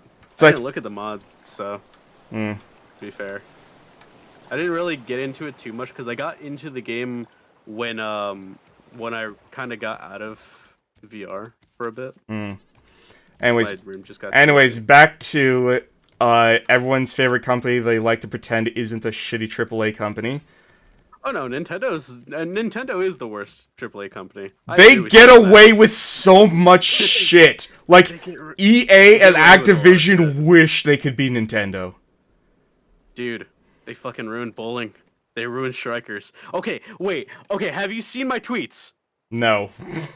Oh my god. I've got to go on a tangent. I'm sorry. They ruined strikers. Mario Strikers Charged is one of my favorite games of all time, and it was like one of the games of my childhood, and they fucking ruined it. They got rid of everything that made Charged fun. And they replaced it with shitty animations, like what made Strikers Charged good was the fact that it didn't feel like a Nintendo game. It felt like a parody. And it was awesome. And they got rid of everything. Literally, I went to my basement to dig my Wii out of the gutter. I literally looked up how to return that shit. Because I was so disappointed by Battle League. Yeah, It's so like, bad. And everyone else who has played it is also saying the same thing on YouTube. Okay, so let me tell you a story. This happened a few months ago at like their live conference thing. So there's a VTuber I know, a very lovely young lady by the name of Queenie Star. Okay. And I did mention this, I think, on my last stream. I was there for her when she was doing a live reaction to the release of her the new game in her favorite Nintendo franchise, Splatoon. Oh yeah. Splatoon 3. Splatoon 3. Mm-hmm.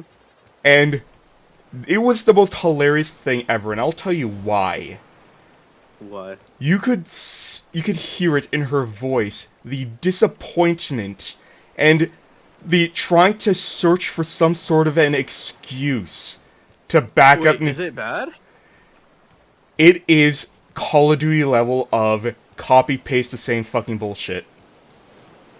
Oh, well, I mean, did anyone expect them to add new shit? Yes. Let's be fair. I'm friends with a pro Splatoon player. And, I haven't heard any complaints, I'm gonna be honest. Like, it was basically Splatoon 2 footage. And they had a while to work on this game. So it's like, what the fuck? I mean, Nintendo's been releasing kind of shit lately, I'm gonna be honest with you. What other games have they released that shit? Because I do not follow it. They Switch Sports fucking sucked. Strikers Battle League fucking sucked. I don't know any other games, honestly. Those are just the two examples I know off the top of my head. Oh, the new Mario Party. A lot of people were complaining about it. Like the one that has a bunch of like the one that's basically got all the hand-picked games. Which a lot of them are just like rigged. A lot of them are rigged against one side. Very fun. Yeah, like and going back to Smash, one of the things that I really hated, and this is sort of a community problem as well, because I hate it when people get competitive when it comes to games like this. The Smash like toxically competitive. Like, okay, if I'm ever playing a PvP game, I'm always playing in casual because I do not care about compensating for the size of my fucking dick. I don't need some sort of an award to tell me I'm good at a video game. I don't need fucking statistics. I'm there to have fun. I'm there to be competitive for the sake of having fun being competitive. Not for a rank. Okay. So, the Smash community, like a lot of PvP communities, has its own esports scene, and Nintendo doesn't support it. Which, like, on one hand, they should. On the other hand, the Smash community is sweaty. And I don't deal with sweaty people. But what's really interesting is, like, on one hand, the community is justified in wanting to be respected and heard. On the other hand, I just like Smash because it's a party game. I don't see it as a fighting game, I see it as a party game, and anyone who does Final Destination with items off can fuck off. It's like, okay, do you straight up want to turn it into every other generic fucking fighting game where choosing a stage basically means choosing a fucking wallpaper in the background and nothing else? You know, I like this conversation. You know why? Because I'm the exact opposite of you. I'm that guy who plays Final Destination, no items. I'm that guy who turns it into a fighting game. You know, you are... That's hilarious. That's exactly what I expect from someone who plays... Huh? No, I was going to say that's exactly what I expected from someone who unapologetically plays League. Yeah, I play League of Legends, dude. Yeah. I'm fucking... You don't like fun. I literally play ranked. You play ranked League of Legends. You literally do not like fun. No. I like fun. No, you don't. I play a lot. You play League. You don't like fun. You like abusing yourself. No. People who I play against and play with in ranked and like Valorant and stuff, they hate fun. All right. These are the type of people who only play ranked. They never try any like wacky, silly strategies. They probably play one character. It probably only used like one gun. See, you say that those people aren't fun, meanwhile you do the exact same thing in Smash. You take away all the wackiness and all the unpredictability and all the fun of it and just make it into a fighting game. Nah, because I switch it up. I don't only do that. That's just what I usually do. Okay, yeah. I like to switch it up.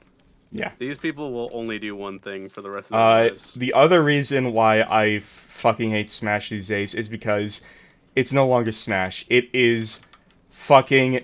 You know what it is? It's like Mortal Kombat in terms of, like, they literally invite everyone who returns their calls, except specifically JRPG characters. What do you mean specifically JRPG characters? They've got the fucking... You know how many sword characters they have from fucking... From fucking... What's it called? Fuck, I don't remember what the game is called. Someone help me. Fire Emblem, there we go. So a JRPG. Yeah. Yeah, that's what I'm saying. It's nothing but JRPG characters. Oh, that's what you meant. Oh. Like, I mean, they like, made a lot of JRPGs. What do you mean? Okay. So, having cameos is fun when it's like classic retro characters like Sonic or Snake. Fair enough. Those are titles that have been around for a long ass time. Same with Pac-Man and Mega Man. It's like, okay, these are retro characters. They sort of have a similar vibe to them, and they also have a similar art style to most cartoony Nintendo characters. Why the fuck do we have, like, Xenoblade characters, and fucking Persona, and, like, Bayonetta? It's like, please stop. This isn't Smash anymore. The Bayonetta one was kind of weird. That was I don't know why they have that Bayonetta was in the incredibly weird. That was fucking uncanny. Well, because... It's not because it's a, like... RPG character, which it's not. It's more of like an action game character. Yeah, it's like a Japanese action adventure game. But it was because the demographic of Nintendo games and the demographic of Bayonetta, not the same people. Not even close to the same people. I know, but it's like The same people who play Bayonetta are the same people who play like Devil May Cry. Agreed. They're there for hot anime girl or boy. Yeah, but that's basically JRPG 2 to an extent. It's like they're just regularly proportioned humans. It's like no cartoon characters or anything being the shit of each other. It's like no. Yet characters from JRPGs, which like you don't, and that's the thing. Smash worked because a lot of the characters were recognizable, and the ones that weren't were from some niche Nintendo game that you would learn about, like Earthbound. You would learn about Earthbound, and you're like, damn, this is a good game. I should try it. I feel like Earthbound and, like... Who's Hero? What's Hero from? I forget. But Who? Hero. Who? You know who I'm fucking talking about. No. But no, like, Earthbound and, like, Fire Emblem and stuff like that are basically on the same level. Yeah, like Fire Emblem is a like Nintendo-made JRPG, so it gets a pass. Don't knock off Bayonetta. She's fucking epic. Yeah, but think about the demographic. Excuse me. Compared to the demographic of fucking Mario. Exactly. Just think about it. Exactly. Kids are playing this game, Felicity. Then again. Literally, Then again. of getting a high combo in Bayonetta is more damage in her taking off her clothes. Then again, this is my girlfriend we're talking about. She watched a gangbang at the age of 9, so she probably doesn't understand. I'm pretty sure she understands the difference between demographics. I don't know. Also, the silence was hilarious. Just processing that. I had to process it too. My girlfriend has a very weird and fucked up childhood. Okay, Okay. I mean, she talks about it a lot, so it's not exactly like saying something she's uncomfortable with, but, though you're probably uncomfortable with it now. Fuck, I can't see shit. Fucking... The way you said it made it sound like she was unintelligent, which is not true. No! Like, well, she knows what I mean. I was like, well, okay. But, what's it called? Fucking... God, fucking... Yeah, just the demographics are just different. Very, very, very different. But, like, Fire Emblem... And like, what is Hero from? I can't remember. Okay, Xenoblade Chronicles and fucking. Oh yeah, what is fucking. is Hero? Yeah, just another JRPG I don't know anything about. It's like one of their first JRPGs. It's like, well, it's like one of the fucking fathers of JRPGs. Oh yeah, and I don't know, something about adding Sephiroth in there just made me Yeah, think. Dragon Quest. He's from fucking Dragon Quest, dude. Like, how is that not classic? Like, I didn't fucking play Dragon Quest because it was way before my fucking time, dog. Like, maybe you can make an argument for it, but again, like, even adding Snake, I would argue, was very much cutting it close. Oh yeah, Snake is like the same demographic as like Bayonetta for me. Yeah, exactly. Like gritty, more like older audience game. Yeah, well, that doesn't really like, mesh with the other characters there. Yeah, it's just a totally different animal, and that's the thing, they just keep adding more and more, when they still have a lot of characters that they could use, Waluigi. Man, I don't get why they don't add him. It makes no sense. I don't get it either. He has a power set that has been fleshed out through many a sports game. They could easily add him. Exactly. I would say his biggest break in like his power set fleshed out was Striker's Charged, where they fleshed out his like thorn abilities and his fucking whip, and the fact that he moves like a fucking cartoon character. Yeah, like a fucking Smash moron. Got ruined, and it's like you could add him anytime you want, and like plus, like, despite being such a side character, he is someone you know has some kind of personality down there. Like people pointed, like I remember someone posed the question, like, what is his motivation? Because like Wario is motivated by greed. Like, he likes money. Yeah, so it's like, what motivates Waluigi? And I can answer that question: spite. Like, well, he is just the antithesis of Luigi. That is it. He only exists to be a counter to Luigi. No, I think he is someone who just does things out of spite. It's like, like just look at the assist trophy. He like stomps you into the ground and starts laughing. It's like, this guy fucking hates you and he knows it. And he takes joy in ruining your day. I'd definitely tell you to look over a video called, or I don't remember what it's called, but something about a game for Waluigi. But basically, it's a Unraveled video by what's his name? Brian David Gilbert. He was on Nebula for a bit. I think that's what it's called.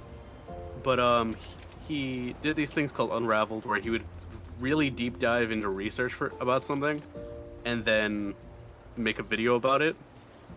And he's fucking hilarious. But he made a video about Waluigi, and essentially what he came up with is that Waluigi is a ghost. He's essentially a ghost of Luigi that only exists when he exists. Uh-huh. So his stand. Like the opposite of a stand. Like that one stand that just kills the user. Basically that. The notorious B.I.G., you mean? Does that kill the user? I know it kills the person who kills the user, but does that kill the user? Oh, are you talking about the one that's always on your back? I have no idea. Maybe. Oh, actually, no. That's from... because you only watch part 3. No. I'm talking about all the stands. I know all the information about the stands. Wow. Okay, you spoiled all of JoJo for yourself. I don't care about spoilers. 2, I play a lot of games that have JoJo stuff in them, so I do not care. Okay, this is getting annoying. I would have known all of them anyways. I'm actually contemplating ending the stream just because I can't find the fucking plot item we need to continue. What the yeah, what the fuck? Where is it? I've searched all around here and I honestly have no idea where. I feel like we have. Wait, let me go check that with the plot items. Huh? Oh my god! The bar! Rats have eaten half of our What? supplies in a matter of Come to the weeks. bar. I promised Wait. them increased rations if they could bring I thought we more clicked on that note. ridiculous We lurkers. picked up the bullets. Apparently we didn't. What? I picked up the bullets. I walked over to them and clicked them. I thought we did. Oh my god. I'm so sad. Did But yeah, like... I add a Rayman? Or Siegfried Stoffen? Who the fuck is... Okay. Hmm.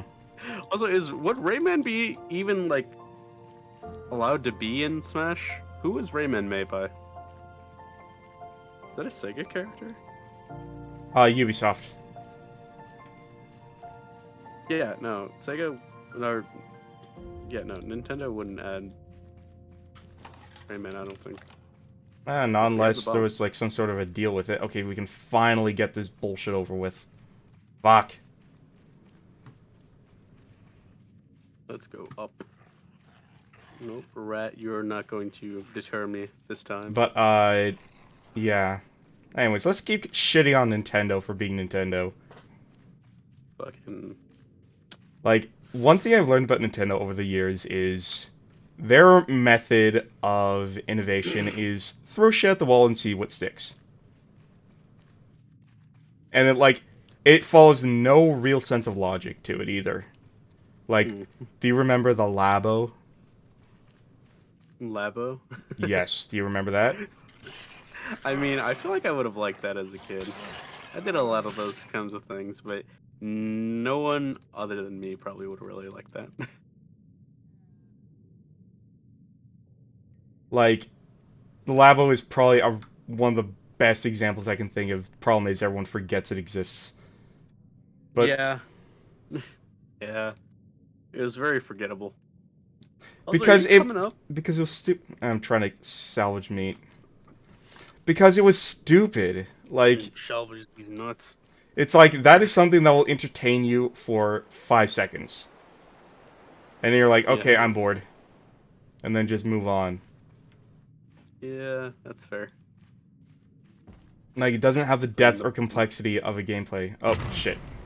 Oh, That almost killed me. that actually does damage? I think so, yeah.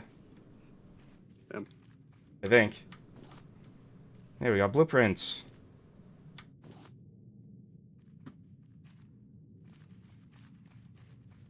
Alright, we got everything. Cool.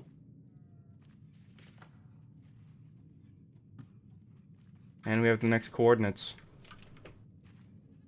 Well, sick. Damn. Can blast mark. Oh, I have a coconut. Okay, I'm returning to Raft. Mm. But yeah, like, Nintendo, and just look at their history of the shit that they've done, which kind of made no sense when you look at it in hindsight. Like, The Wii U. the Wii U, the Wii, The Wii U was a general failure. it was, and it was very comparable to the Virtual Boy. Which I don't think they'll ever live that one down. Virtual Boy? Yeah. Like, that is like the quintessential Nintendo, what the fuck are you doing?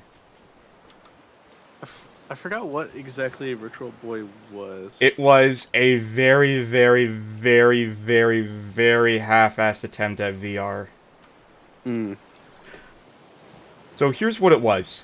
It was it was a pair of looking at it right goggles now. on a tripod.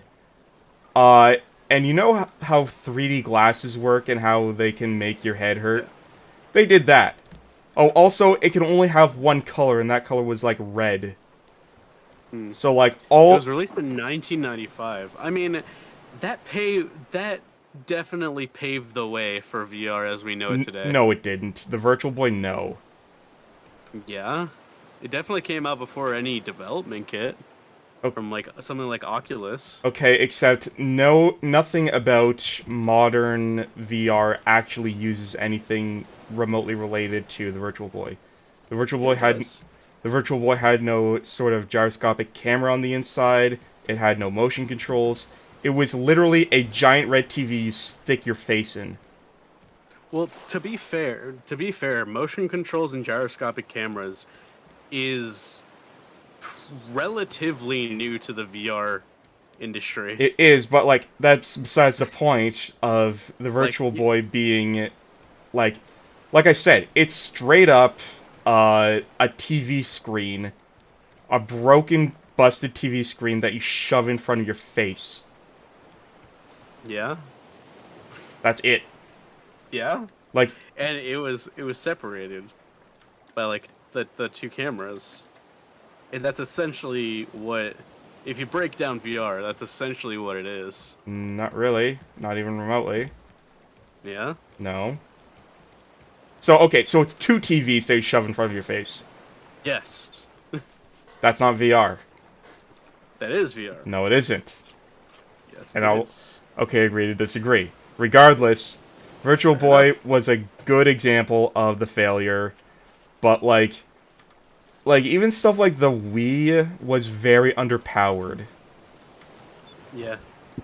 It was very underpowered, and I would argue that was the beginning of VR, because it actually involved more than just, again, shoving a TV in your face. It actually involved a completely new control scheme, which was so terrible they had to add the Wii Motion Plus and the rubber condoms.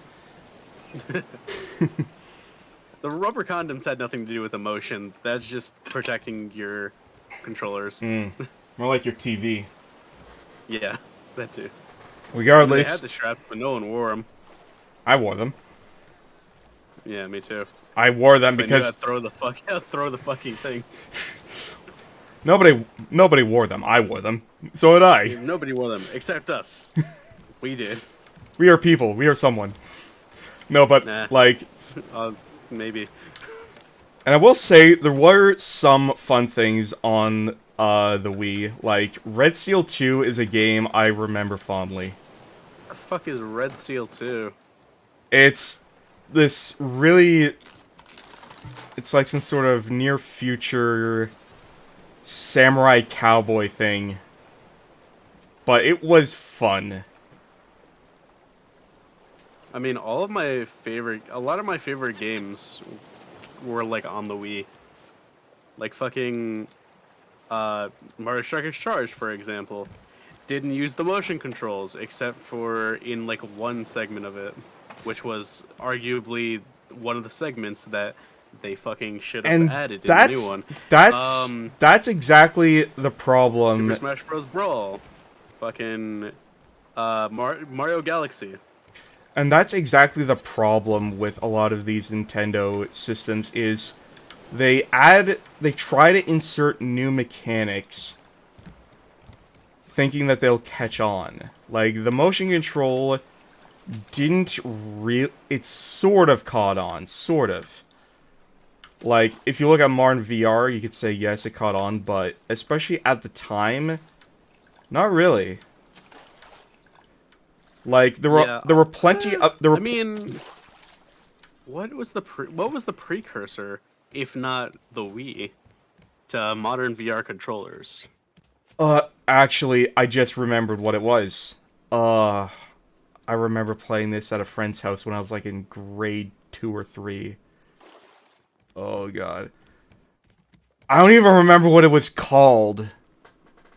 All I know is that you had a camera mounted on your TV that would track your movement and display it on a screen.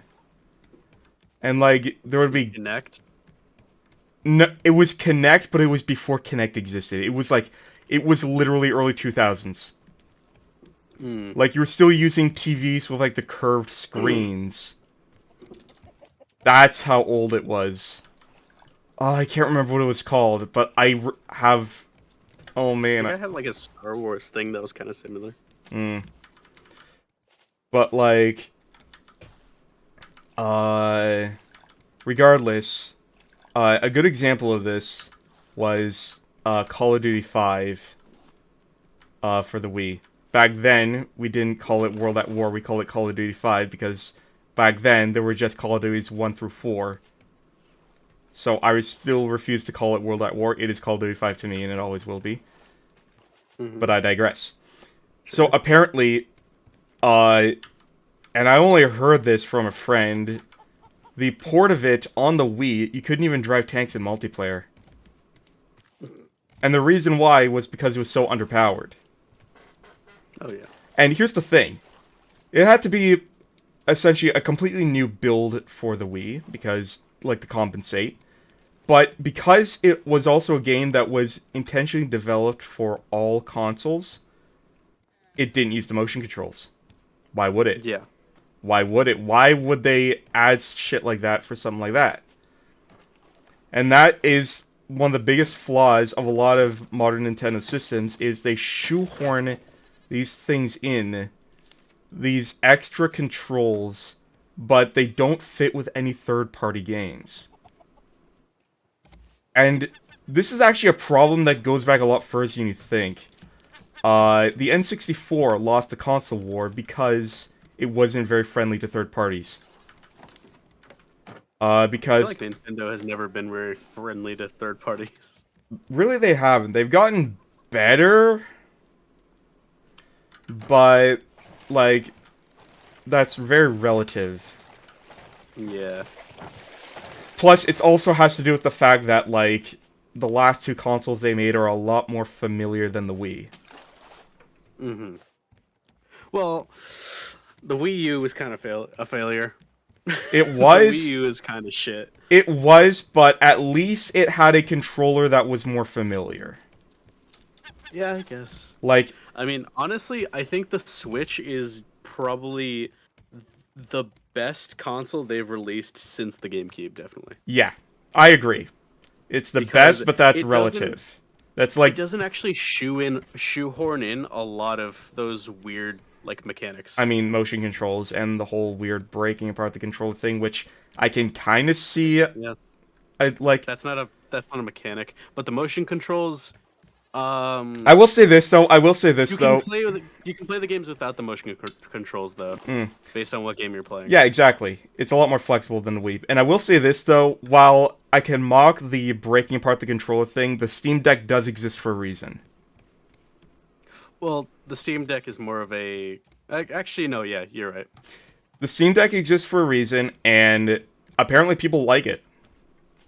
Apparently, it's pretty good. Like, the most harsh thing I said about is, unless you, like, have, like, back problems, or you don't travel a lot, and you already have a PC, you don't need it. Yeah, But I mean, if you're traveling a lot, yeah, like, it's good. But it's like, it's a Wii, but you have mod support, and a lot more third-party availability, and access to the summer sale, where games from 20 years ago aren't sold at full price. That's the thing. It's like, actually, that's an interesting thing. Would you say that, like, Nintendo's success is being copied, but Nintendo themselves aren't learning from their success? You mean with, like, the Steam Deck? Yeah, like... I mean, the Steam Deck reminds me more of, like, a PS Vita than anything. I guess. Doesn't really remind me of the Switch. I guess you do have a point there, but still, it's like the reason why they made the Steam Deck was because they did see a niche in the market for the Switch. Mm-hmm. And they're like, we can corner this niche, and they very well might do it. They have a lot of... They don't have the same brand recognition as Nintendo, but like we've been saying, Nintendo games recently have kind of sucked. Yeah. Nintendo is very much a company that just carries itself by its brands alone. Nintendo is a company that really likes to take that lightning in a bottle and really try to remake it over and over. Like, recapture that light in the bottle over and over. Thing is, Actually, now that I think about it, do you remember how much do you know about the history of like consoles? Not that much. So Kind of a bit. I'm sure you've heard of a game called E.T. for the Atari. I know fragments about it. I feel like I've watched a video about it. I don't know. Yeah, because a long, long time ago, someone was digging up a landfill for some reason, and they found a bunch of cartridges for this game, and that's when it started to like gain relevance again. And like the AVGN did a whole thing about it, and a bunch of people played it and reviewed it. Ooh, fuck. And it's considered the worst video game of all time. And Really? so here's the thing, how do you measure that? Because it's very subjective. And at least according to Ben Yahtzee Crawshaw, it's the game that caused the collapse of the entire Western gaming industry. Damn. That's a bold statement. Arguably, it's true, though. So, this was back in the 80s when, like, Atari was still a big name. And what happened was... Actually, it's quite a lot like today. Except this industry is too big to crash. So back then, developers and, like, programmers weren't getting recognition. So they ended up splitting off to make indie companies with like Activision, ironically enough. The closest equivalent to AAA at the time were basically pushing a rushed and forced products like E.T. And because gaming at the time was so small and niche, like, there were a lot of other more traditional forms of entertainment that people went to instead of video games. Because there weren't... Video games being a big thing is very, like, now. Yeah, like, people say... I've heard people say the video game industry is going to crash again, I say, no, it can't. Because, like, companies will crash. Back then, what happened was, Atari pushed out so much shit, but because it was one of the few companies actually making games that had a recognizable brand... when it went under, the entire industry basically went under. But now you have multiple AAA companies, and not to mention thousands upon thousands of indie developers. Yeah, it's like the stuff is so open source at this point that even if like all of the AAA game companies disappeared tomorrow, people will still be able to make this kind of stuff. Like some of the biggest names around right now are in the past 5 years are indie games. Yep. And that's the thing. So at least started out as. So, to continue the story, in America, everything crashed. Now, Europe had the Commodore 64, and it was doing fairly well. And in Japan, who was clearing the runway? Nintendo. And Nintendo exported its stuff to America, and it single-handedly revived video games in North America. Because it was the only company that was producing good, consistent shit.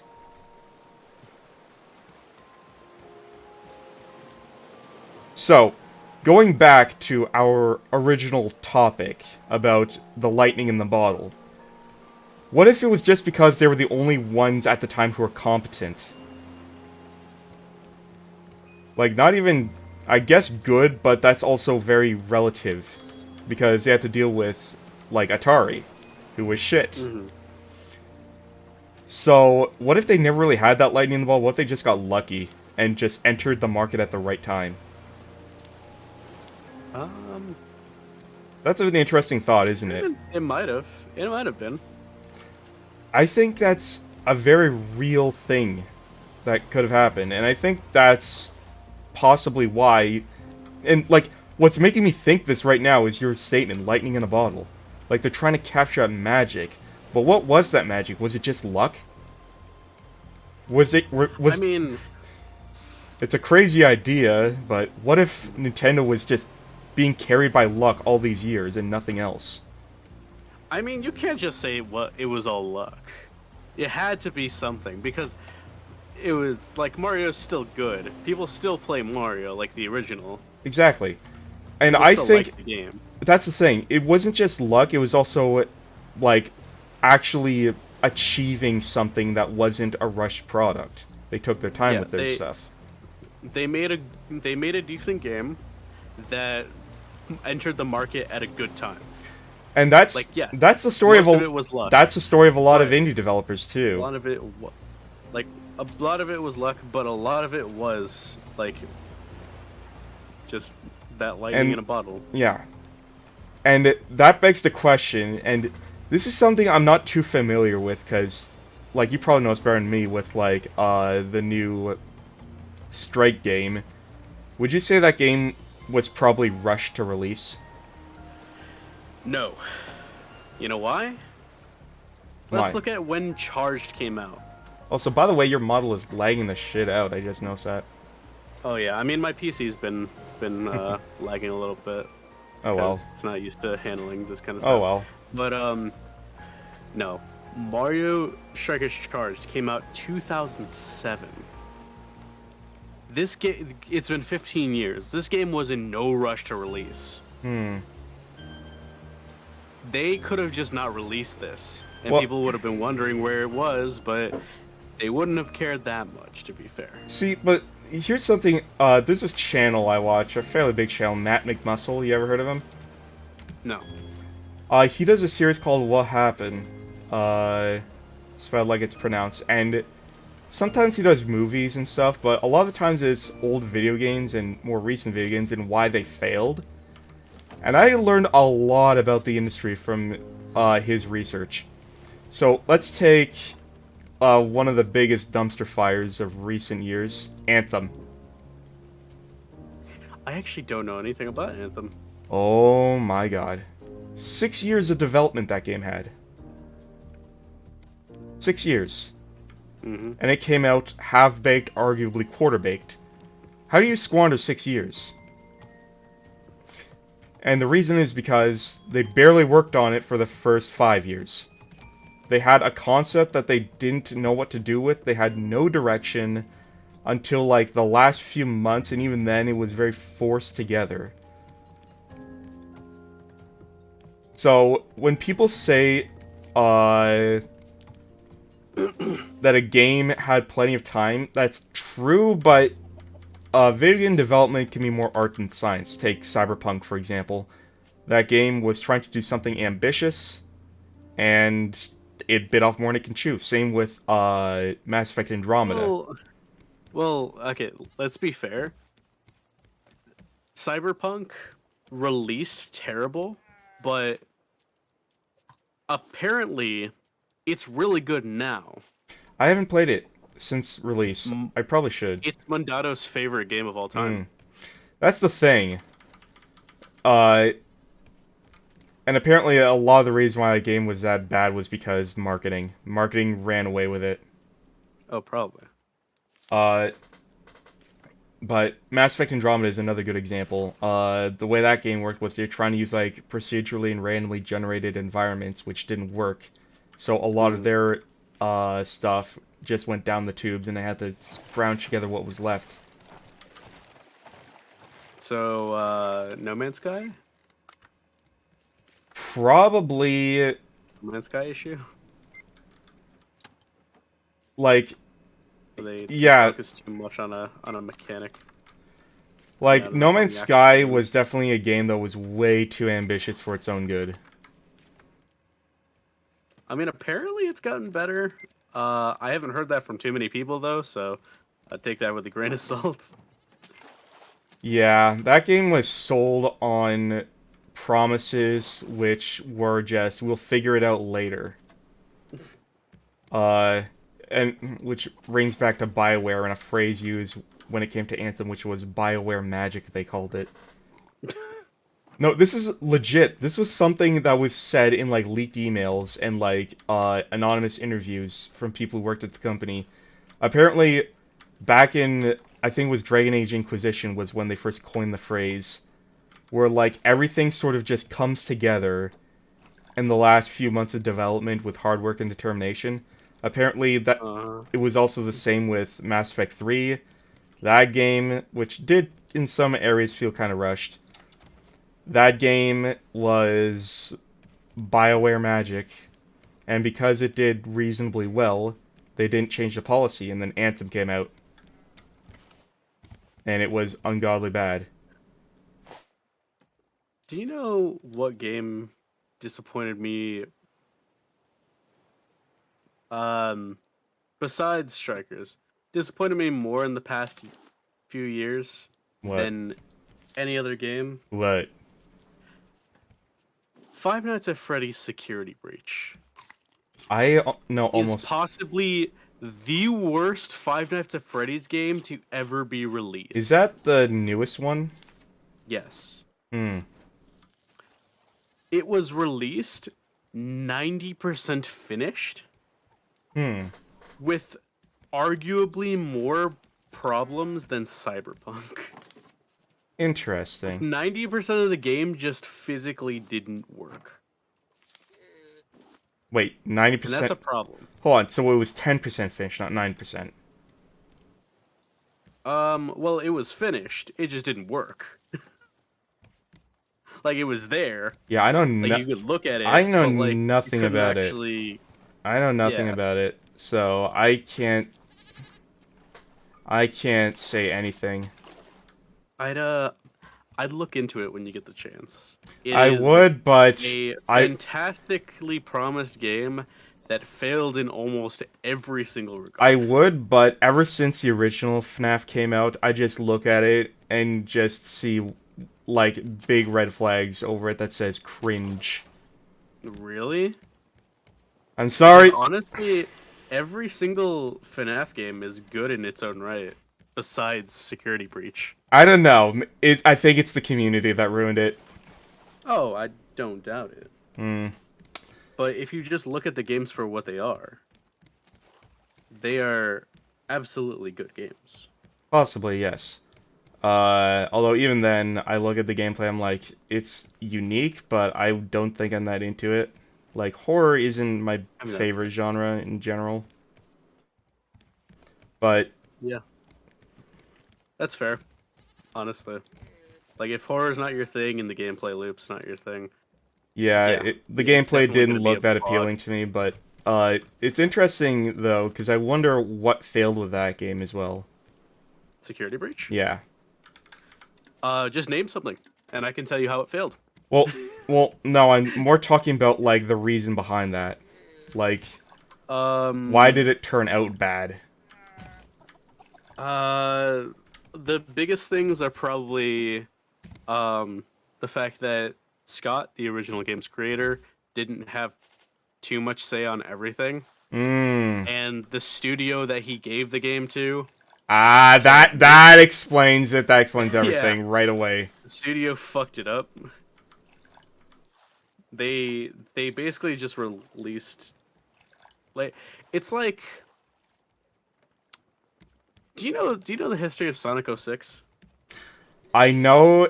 that's one of the ones I know, but, like, I keep forgetting a lot of the details. I know it involved a lot of engine changes. And, by the way, never change an engine of your video game, even if it's outdated.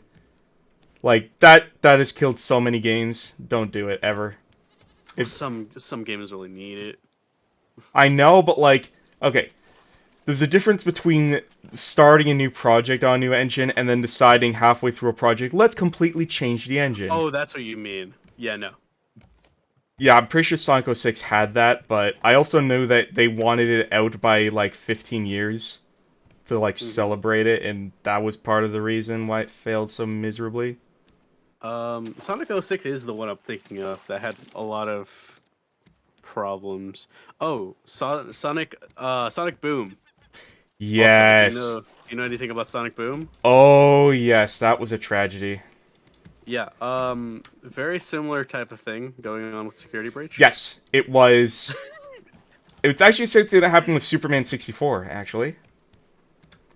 Where the actual developers were fighting tooth and nail with the publisher to just do what they wanted. Like, Sega were like spurging out at everything they did. Like there had to be very, very strict requirements for it. Like, there's one character in the game who was like a miner, but he was supposed to be like an inventor, and then Sega said, no, you're not allowed to, because there's only 2 inventors in the Sonic universe, and that's Eggman and Tails. So it's like, shit that's arbitrary like that. Also, Sonic can't swim was another thing. Which, like, why is this so arbitrary?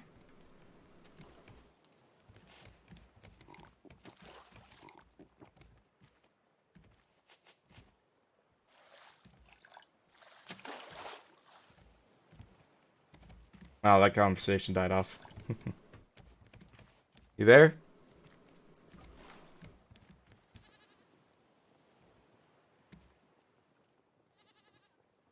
Oh. Something's going on. Can you hear me? Yep. What happened? Okay, cool. My Discord died. Basically. But the fact that in some Sonic games, when he touches water, he dies immediately, but in the original Sonic games, he just slowly drowns. I don't get Like it. he can just get out of the water. That's the thing. It's like, it is straight up autism. Like, not in the good way either. It's like, it's Sega being so obsessive about their ideas that they just cannot compromise on anything.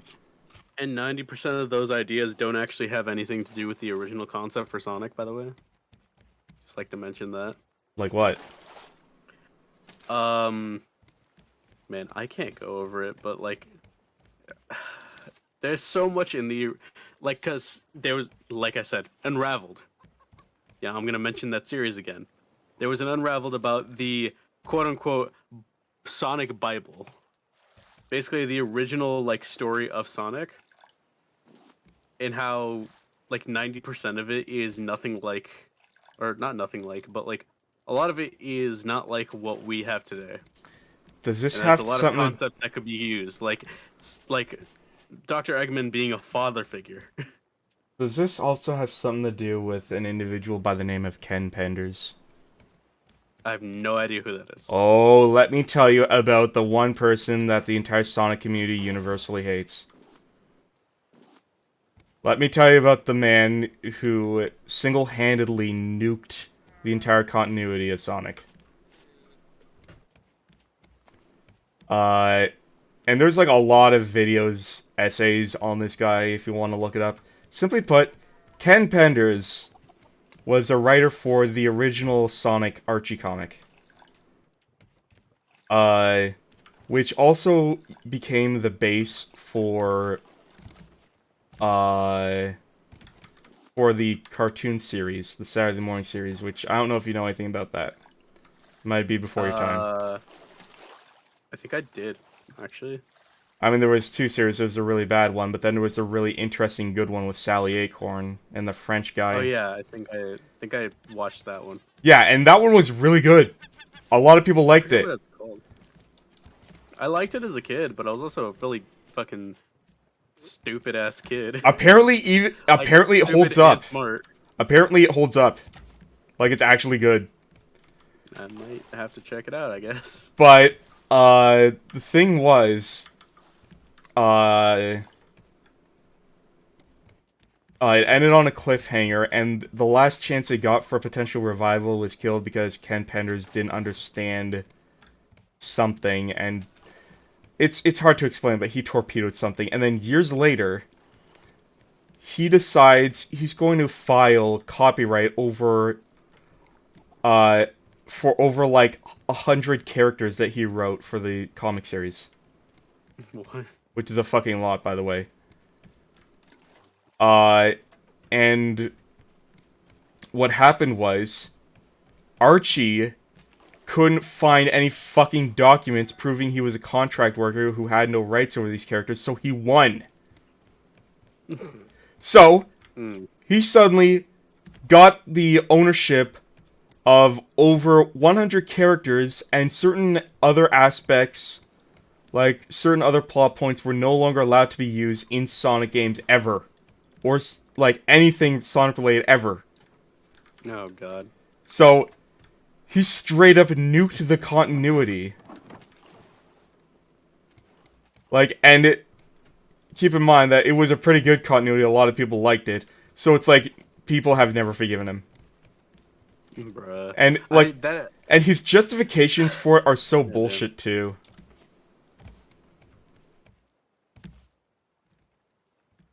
Man. Yeah. Fucking, what is he gonna do with those characters? You know what? Funny you say that, because he's actually attempted. And oh god, the cringe. Is it bad? Oh god. Hold on. Let me try and find you the pictures. Which, by the way, this never got off the ground. In fact, none of his projects ever got off the ground. They just fizzled out and just died quietly. Fair enough.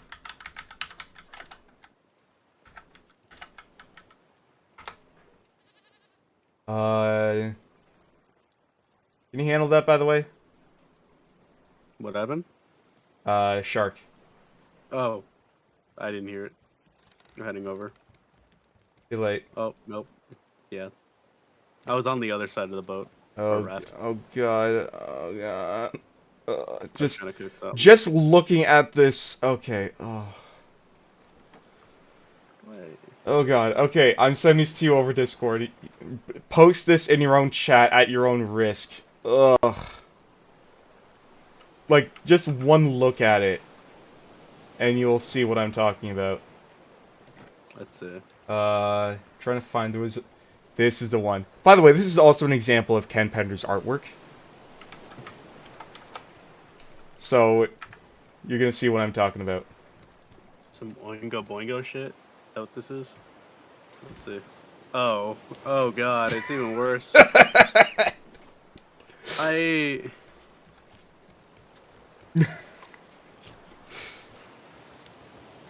I'm not even gonna share that to my chat. Like I said, share it with them at their own risk. I don't need to see this. You know, it's okay. It's okay, chat.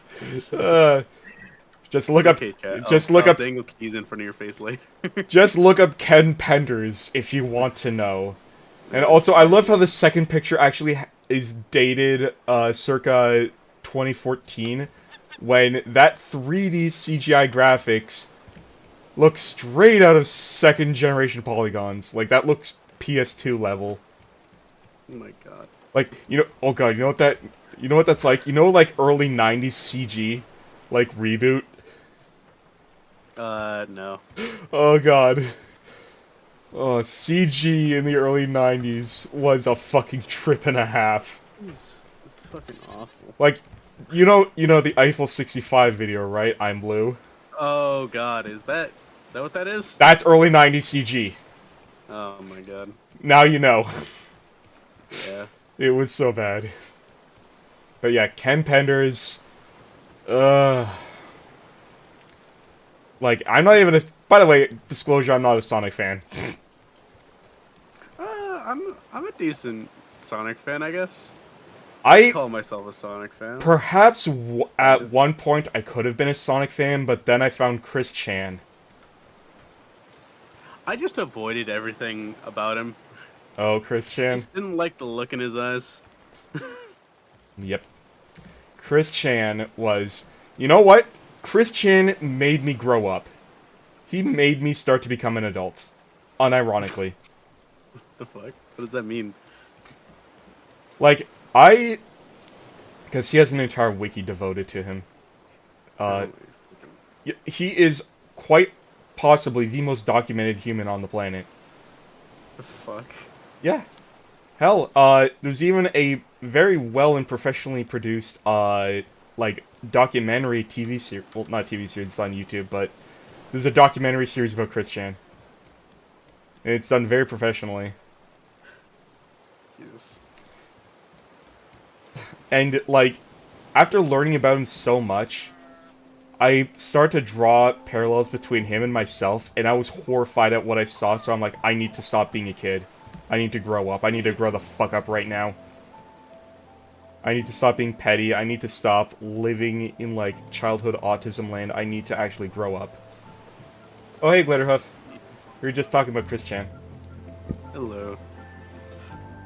This is annoying, jeez. You don't mind if I just, make stuff anywhere, right? Oh, of course, do it. Alright. Please, paint the walls if you want. Just, hell, you can even name one of these animals here. But yeah, like, Chris Chan is a very disgusting and disturbing topic, but I think, especially for people with autism, it's a good window into yourself. Oh whoa, major leg spike. Oh, yeah. Oh my god. We went flying. Jesus.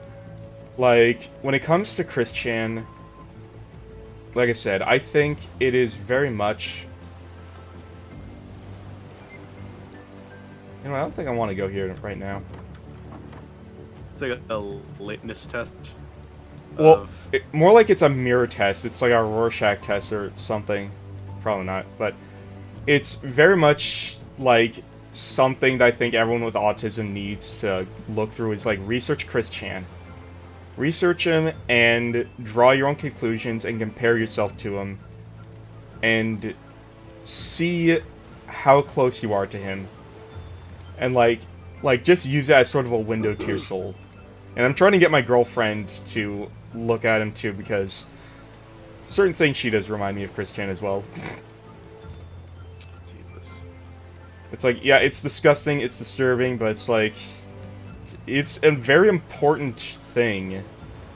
Like, I think Chris Chan is a very important topic of discussion for a lot of people, and especially, you know, it's a really good for, it's for parents with of kids with autism. I think they definitely need to learn about Chris Chan. Like, what is so fascinating about him? Oh god, where do I begin?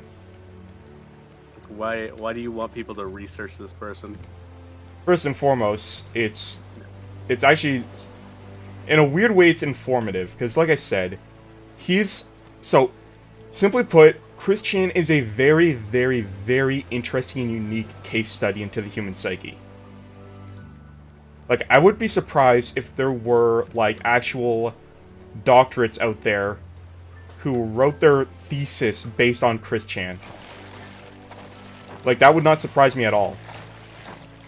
Yeah, I mean, what I'm saying is that I legitimately don't know anything about him. Okay. Like, not a single thing.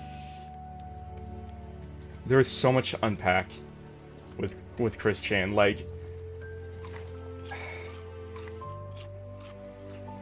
I guess what we can start with is, like, he has autism, probably mid-functioning autism. Actually, by now, he probably has a lot of mental disorders.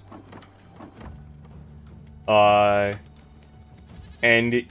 he was never challenged by his parents, who were, like, they weren't physically abusive, but they were very neglectful. And so he never, ever, ever grew up, period. And because he has autism, and because his parents refuse to, like, give him proper treatment for someone with autism,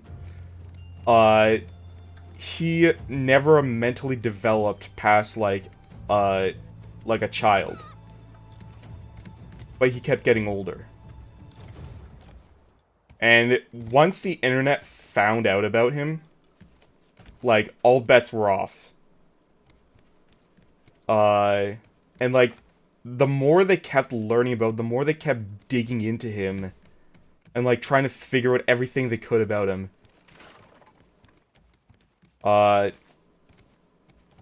Some people hated him, some people loved him, some people trolled him. Actually, a lot of people trolled him. And he was trolled maybe, like, elaborately dozens of times. In ways it's quite sad, in other ways, like the Liquid Chris saga, was actually quite entertaining. But regardless, Chris Chan is probably a really good example of what happens when you don't treat kids with autism, like, properly. Because what happens is, they go and Cosby their own mother. I'm sure you at least know that. No, I told you, I don't know anything about Oh, this you did? man. Oh, that was like last summer. God, I literally know nothing about him. Not a single thing. Oh, yeah, so he was exposed to a lot of boomers last year, I think, around this time. Actually, I think it was right before August. Like, the week before August, he was arrested for suspicion that he may or may not have... He may or may not have Cosby'd his mother.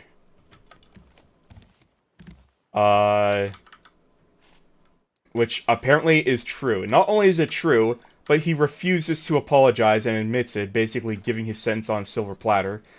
Also, he thinks he's Jesus.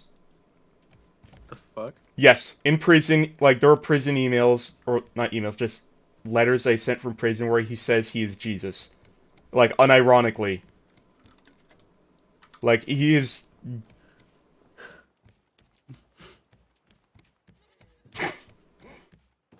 Yeah, and the more you learn about him, the more, like, you're just... Again, like, the deeper you go, the more layers you go. Like, there were months back in 2014 when I first discovered him where I was just on the wiki poring over articles. I had, like, 11 different tabs open for reference over all the information about Chris Chan. And like I said, he is one of the most documented people on the planet. People know his spending habits. People know his physical health conditions. What the hell? Of which he has quite a lot because he doesn't take care of his body.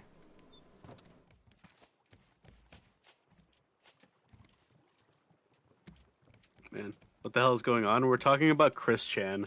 I don't remember how we got to this topic. I don't know. We got to this topic. I don't know either. And we're talking about the fucked up human being that is Chris Chan. And the thing is, what happens when people like this aren't helped. Yeah, like... And aren't treated correctly. And while it is a very disturbing story, I still stick by my guns. If you have autism, or you know someone who has autism, you should probably read up on Chris Chan, just to get an understanding of what happens when people with autism don't get help.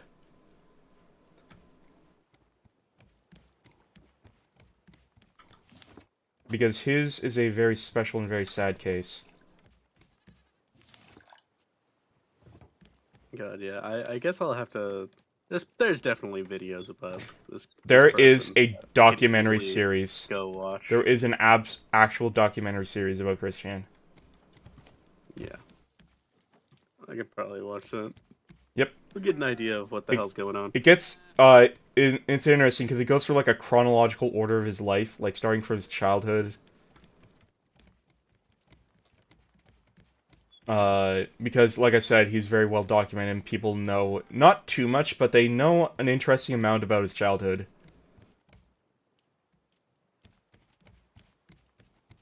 Because all he had to read at prison was a Bible. Imagine if he had an Animal Farm. Oh my god. I know about that one. We don't even know where Chris Chan is anymore. His location is... He's probably in some sort of prison or mental hospital right now, but we don't know. But, like, and it's, like, interesting to see the ways in which he developed as he grew up, and he started to get introduced to a lot of adult topics, and his inability to understand the context of these topics. And I'm not just talking about, like, not safe for work stuff either. Like, even concepts of how, like, how government works, how economic works, how responsibility works. He doesn't understand any of it. His references for real life have always been cartoons.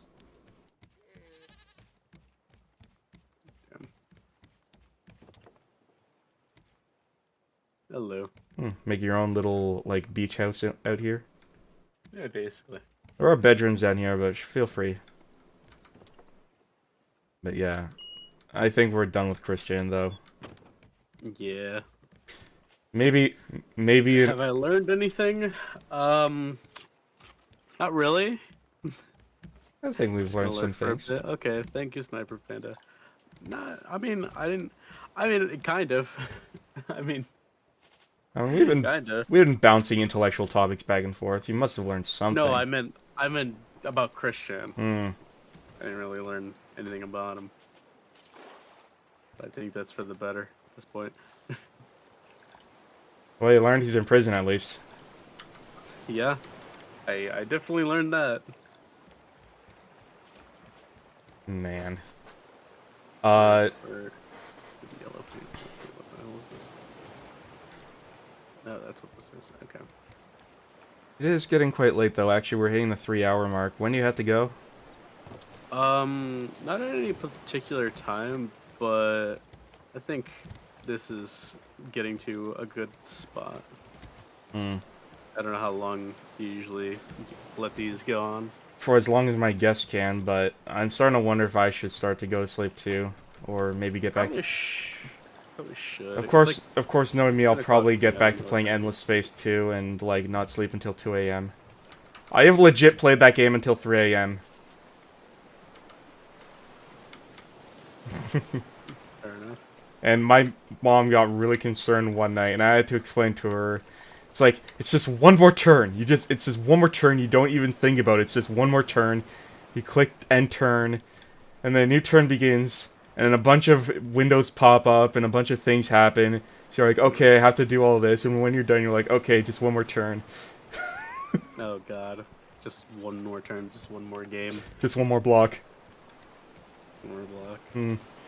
I need to play Minecraft Yeah. at some point on stream. Have you not? No. I was waiting for this update to come out, actually, so I don't have an excuse anymore. Have you played Minecraft in general? Oh, for many, many years. That's how I got introduced to PC gaming. If you want to play Minecraft a bit more, I have a server I'm trying to get more people on. Maybe. It's a modded Minecraft server. That's the thing, though. I don't want to play modded. That's fair. Like, especially since, like... oh, God. So, before we do go, we need to touch upon this topic. Upon, like, nostalgia and meme culture. Because there's been, like, a series of, like, YouTube memes, and these are, like, very niche things. But it's a very simple video. It's very simple. A guy puts up a nether portal, but it's made out of glowstone, and then he puts a bucket of water on it. Oh my god. You know where this Like is an going. Aether. But nothing happens. Yeah. And you're just left there, saddened. Sad by your non-Aether portal. Oh, hey, Mickey, we're talking about the Aether. That was the king of all Minecraft mods. Was it? I'd actually never heard of it until recently. I remember. And that's the thing, and like, a lot of people in the comments of that video, and even myself, agreed, like, when we first played Minecraft, we got an achievement, apparently. Oh yeah, because I made a chest that I'm slapping all my stuff into. So it's easier to manage for you. But yeah, so, when a lot of people, myself included, first got to Minecraft, we found, like, the Aether mod and, like, a bunch of YouTube videos about it. It felt like it should have been part of the real game, and, like, you would test it in Minecraft, and you'd be disappointed that it was a mod, and that it didn't actually exist as part of the base game. Nah, I think all of us made that. Hello, Victoria. Herobrine Shrine. Hello, Victoria. Thank you for coming. Hello. Hope you enjoy your stay. But that's the thing about the Aether, was, like, it was, and especially compared to other mods, it was so expansive. It was an entirely new world. But, like, there were a Have you ever lot... heard of Blue Skies? No.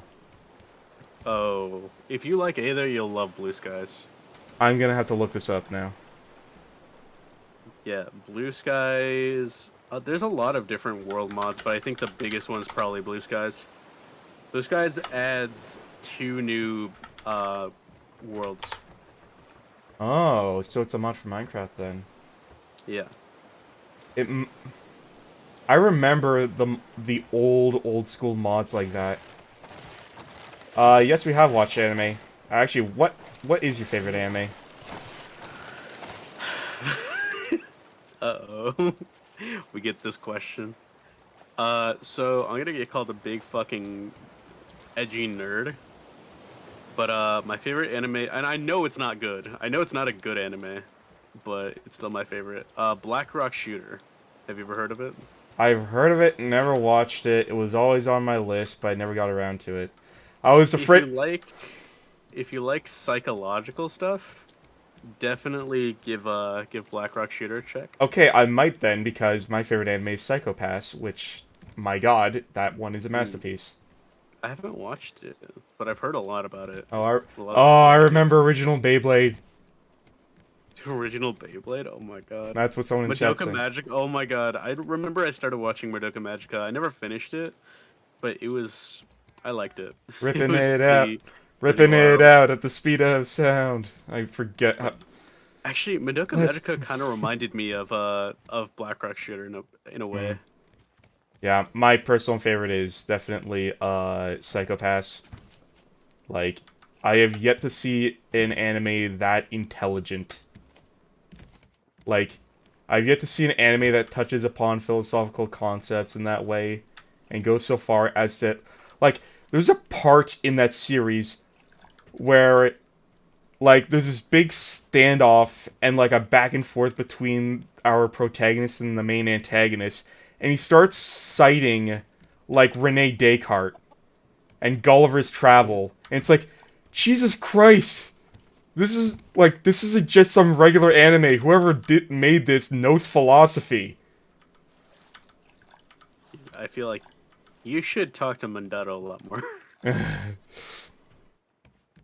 feel like you guys can have quite the discussion. Because he's actually a philosophy major. I too dabble in philosophy a lot. But, like, seriously, watch Psycho Pass. I'll probably give it a watch.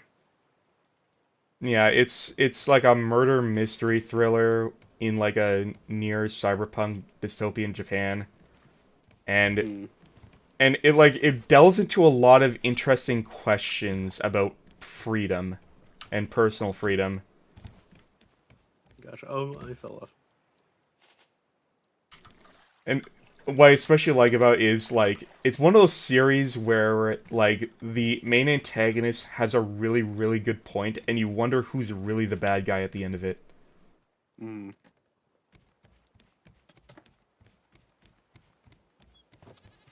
Yeah, if you ever want to watch Black Rock Shooter, give me a call. It's a very short anime. Maybe I will. We should schedule more stuff together. But what was I going before we start talking about anime? Oh yeah, old school Minecraft mods. God. Oh, yeah. Like, aside from the Aether, there was also the Twilight Forest, and one of my... Oh yeah, Twilight Forest is still included in a lot of mod packs. Wait, is it still ongoing? Yeah. No way, seriously? Well, I mean, I don't know if it's still ongoing. I think it stopped development, but it's still included in a lot of mod packs. Yeah, a lot of the really good mods stopped development, like modular... Aether isn't really included, though. Modular Power Armor stopped being made at some point, and I was really sad about that, because that was a cool mod. The Zeppelin mod was one of my favorites, oh my god. I've never seen that one. Basically, you can take an assortment of blocks up to like 1,000 and something, and you put this control module on it, and it turns into a ship that you can control with the numpad. So you can build and operate your own mobile base. Gotcha. And it was so amazing. And I think the mod that I spent the most time on recently was Modern Industrialization. I did not get hours on. I did not get into the industrial Minecraft mods ever. Like tech mods. Like, I got into certain tech mods, again, modular power armor, but, like, the big, like, industrial strip mining and, like, harnessing oil and stuff, it's like, this all feels very confusing and very unlike Minecraft to me. Well, yeah, the idea of tech mods is to make them as far as from Minecraft as possible. And that's why I never liked them. It's like, I like Minecraft because it's Minecraft. Why do I want to change it? Yeah, I mean, it's basically for people who have played out Minecraft, essentially. Like a lot of my friends. Yeah, like, when it comes to my taste in mods, it's, I want something that adds to the game, but it still feels like the game. Just more of it. Like a lot of the magic mods. Yeah, oh god, the magical staff mod was another one I enjoyed a lot. But, again, stop development. Yeah. You have all these fucking tech mods that my friends go into, like Ender.io, fucking thermodynamics. Oh god, there's this one mod. Oh, I can't believe I forgot this one. I loved it so much. I only got into AE too. The Dragon Mounts mod. I wonder if that one's still being made. Dragon Mounts? I think so. Oh. I think no, I don't think so actually. There's been a lot of mods that have like probably copied it. Like I know in my server we have mythical mounts. Like probably very similar. It was a very simple mod too. You take an Ender Dragon egg, which you get as like an end game reward anyways, but I'm pretty sure it was supposed to like also spawn in dungeon chests now. You right click on it and instead of like teleporting away, it turns into like a mob. Like, and you incubate this egg, and depending on the environment, you could surround it with water or fire, and it becomes a different elemental dragon. You put it in the sky, and it becomes an aether dragon. You put it, like, well below the water level, and it becomes a skeleton dragon. And it was just a dragon. You put a saddle on it, you fucking fly around on a dragon. And it could follow you around, it could fight with you in combat. And that was it. That was the mod. It was very simple, but very cool. And because it was so huge, you had to, like, accommodate it, so you ended up building massive dragon caves. And, like, with a huge dragon bed for it to sleep on, and, Yeah, mods are definitely a lot more complicated nowadays. Yeah, I like it when they're, like, mods that I've been I don't know, I like them simple a lot of the times. I like them simple, I like them... I think the most simple mod that I've played with is Arcanus.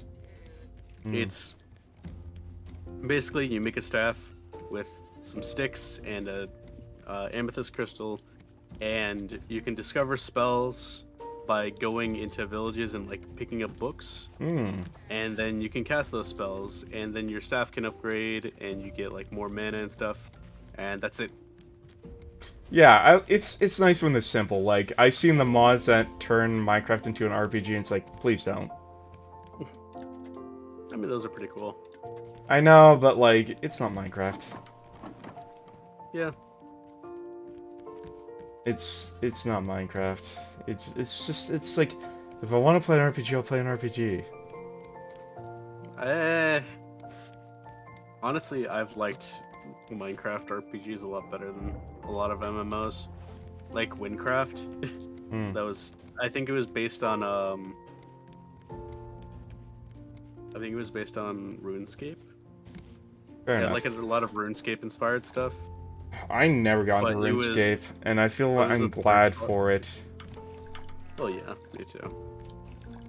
I think it was also a third party, or it was a third person, not third person. It was a first person MMO, but still.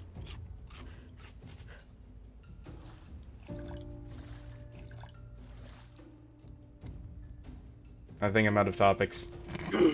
All right. I mean, if you want to end it here, well, cats I'm getting kind of hungry, too. Yeah, maybe we should. While cats are commonly thought to be unable to sweat, they actually have small sweat glands in their paws, and they can... Oh, is that why they lick their paws all of the time? I don't think they will. I think the last update came out. I know that you can find, like, giant whales and stuff in the and water I mean, occasionally, like No, stingrays. they're releasing a new update. Really? Because this was like Yeah. the update that brought the conclusion to the story. I mean, they're adding more like creatures and stuff. Hmm. But I mean, what else was there to the story? I don't know. Anyways. Oh wait, no, you're talking about Raft. Oh, never Yeah. mind. I was talking about Minecraft. My bad. Oh. Yeah, I'm pretty sure they've specifically made like Minecraft very like ambiguous and open-ended. Yeah. Wasn't really a point to have an actual story to it. I mean, it would be cool. Like, I've seen like games like that with stories, and it's pretty interesting. Oh, okay. One last not really the topic. point. One last topic before we officially end it off. Yeah, 4D Miner. because I'm about to eat this Gorilla Glue here. 4D Miner. This is a game being developed by. Oh, I know about it. I heard about it. I've tried it, and it's complicated at first, but once you get the hang of it, you're like, dude, this game has so much potential. Okay, for the people in the back who don't know what 4D Miner is, it's essentially a Minecraft clone, but it adds the fourth dimension. It adds 4 dimensions. It's So essentially, you can. What is around you is space-time separated into different planes. And you can only see these planes by rotating your view in space. it's kind of Or difficult to rotating your view in time. It's well, not even time. It's the guy who made it specified it's like the geometric fourth dimension, not the time fourth dimension. But like, it's you should probably look it up yourself if you want to get a better understanding of it. But simply put, like imagine Minecraft, but like trees just popped into existence when you scroll on the scroll wheel, or like mountains disappear and caves open up when you scroll on the scroll wheel. That's probably one of the best ways I can describe it. And it's really cool because you can make like a shack and you hit the scroll wheel and suddenly the shack transforms into a mansion.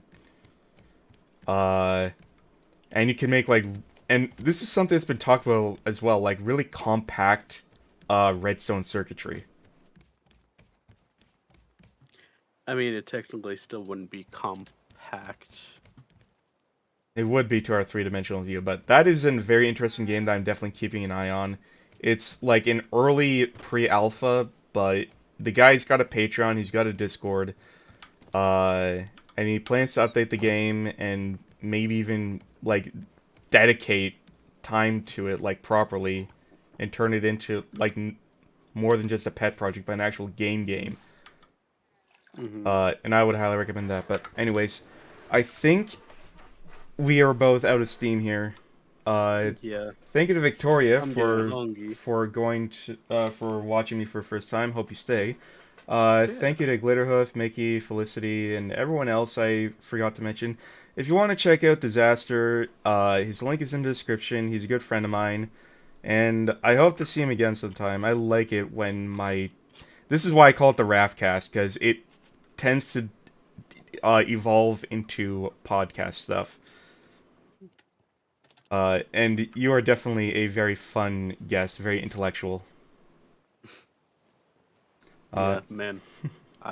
Speaking of the fourth dimension thing, I want to do a presentation on like dimensions, dimensional view, because I know a lot about it and I understand it to a mostly T, and if it's Cool. like it's one of my favorite concepts. Is that why you liked playing 5D chess with me that one time? Oh yeah, 5D chess is very nice. It's really cool. And yes, And that's also why, or that's one of the reasons my concept for my character is so multiversal. Yeah, by the way, for those you don't know, we're not joking here. There is a game on Steam called 5D Chess, and after I played it and after I enjoyed it, I can't go back to regular chess. Oh yeah. But Well, anyways, regular chess is boring. I know regular chess just feels so simple and linear. It's like, ugh. Anyways, thank you for coming. Thank you to everyone. Bye. Bye, guys.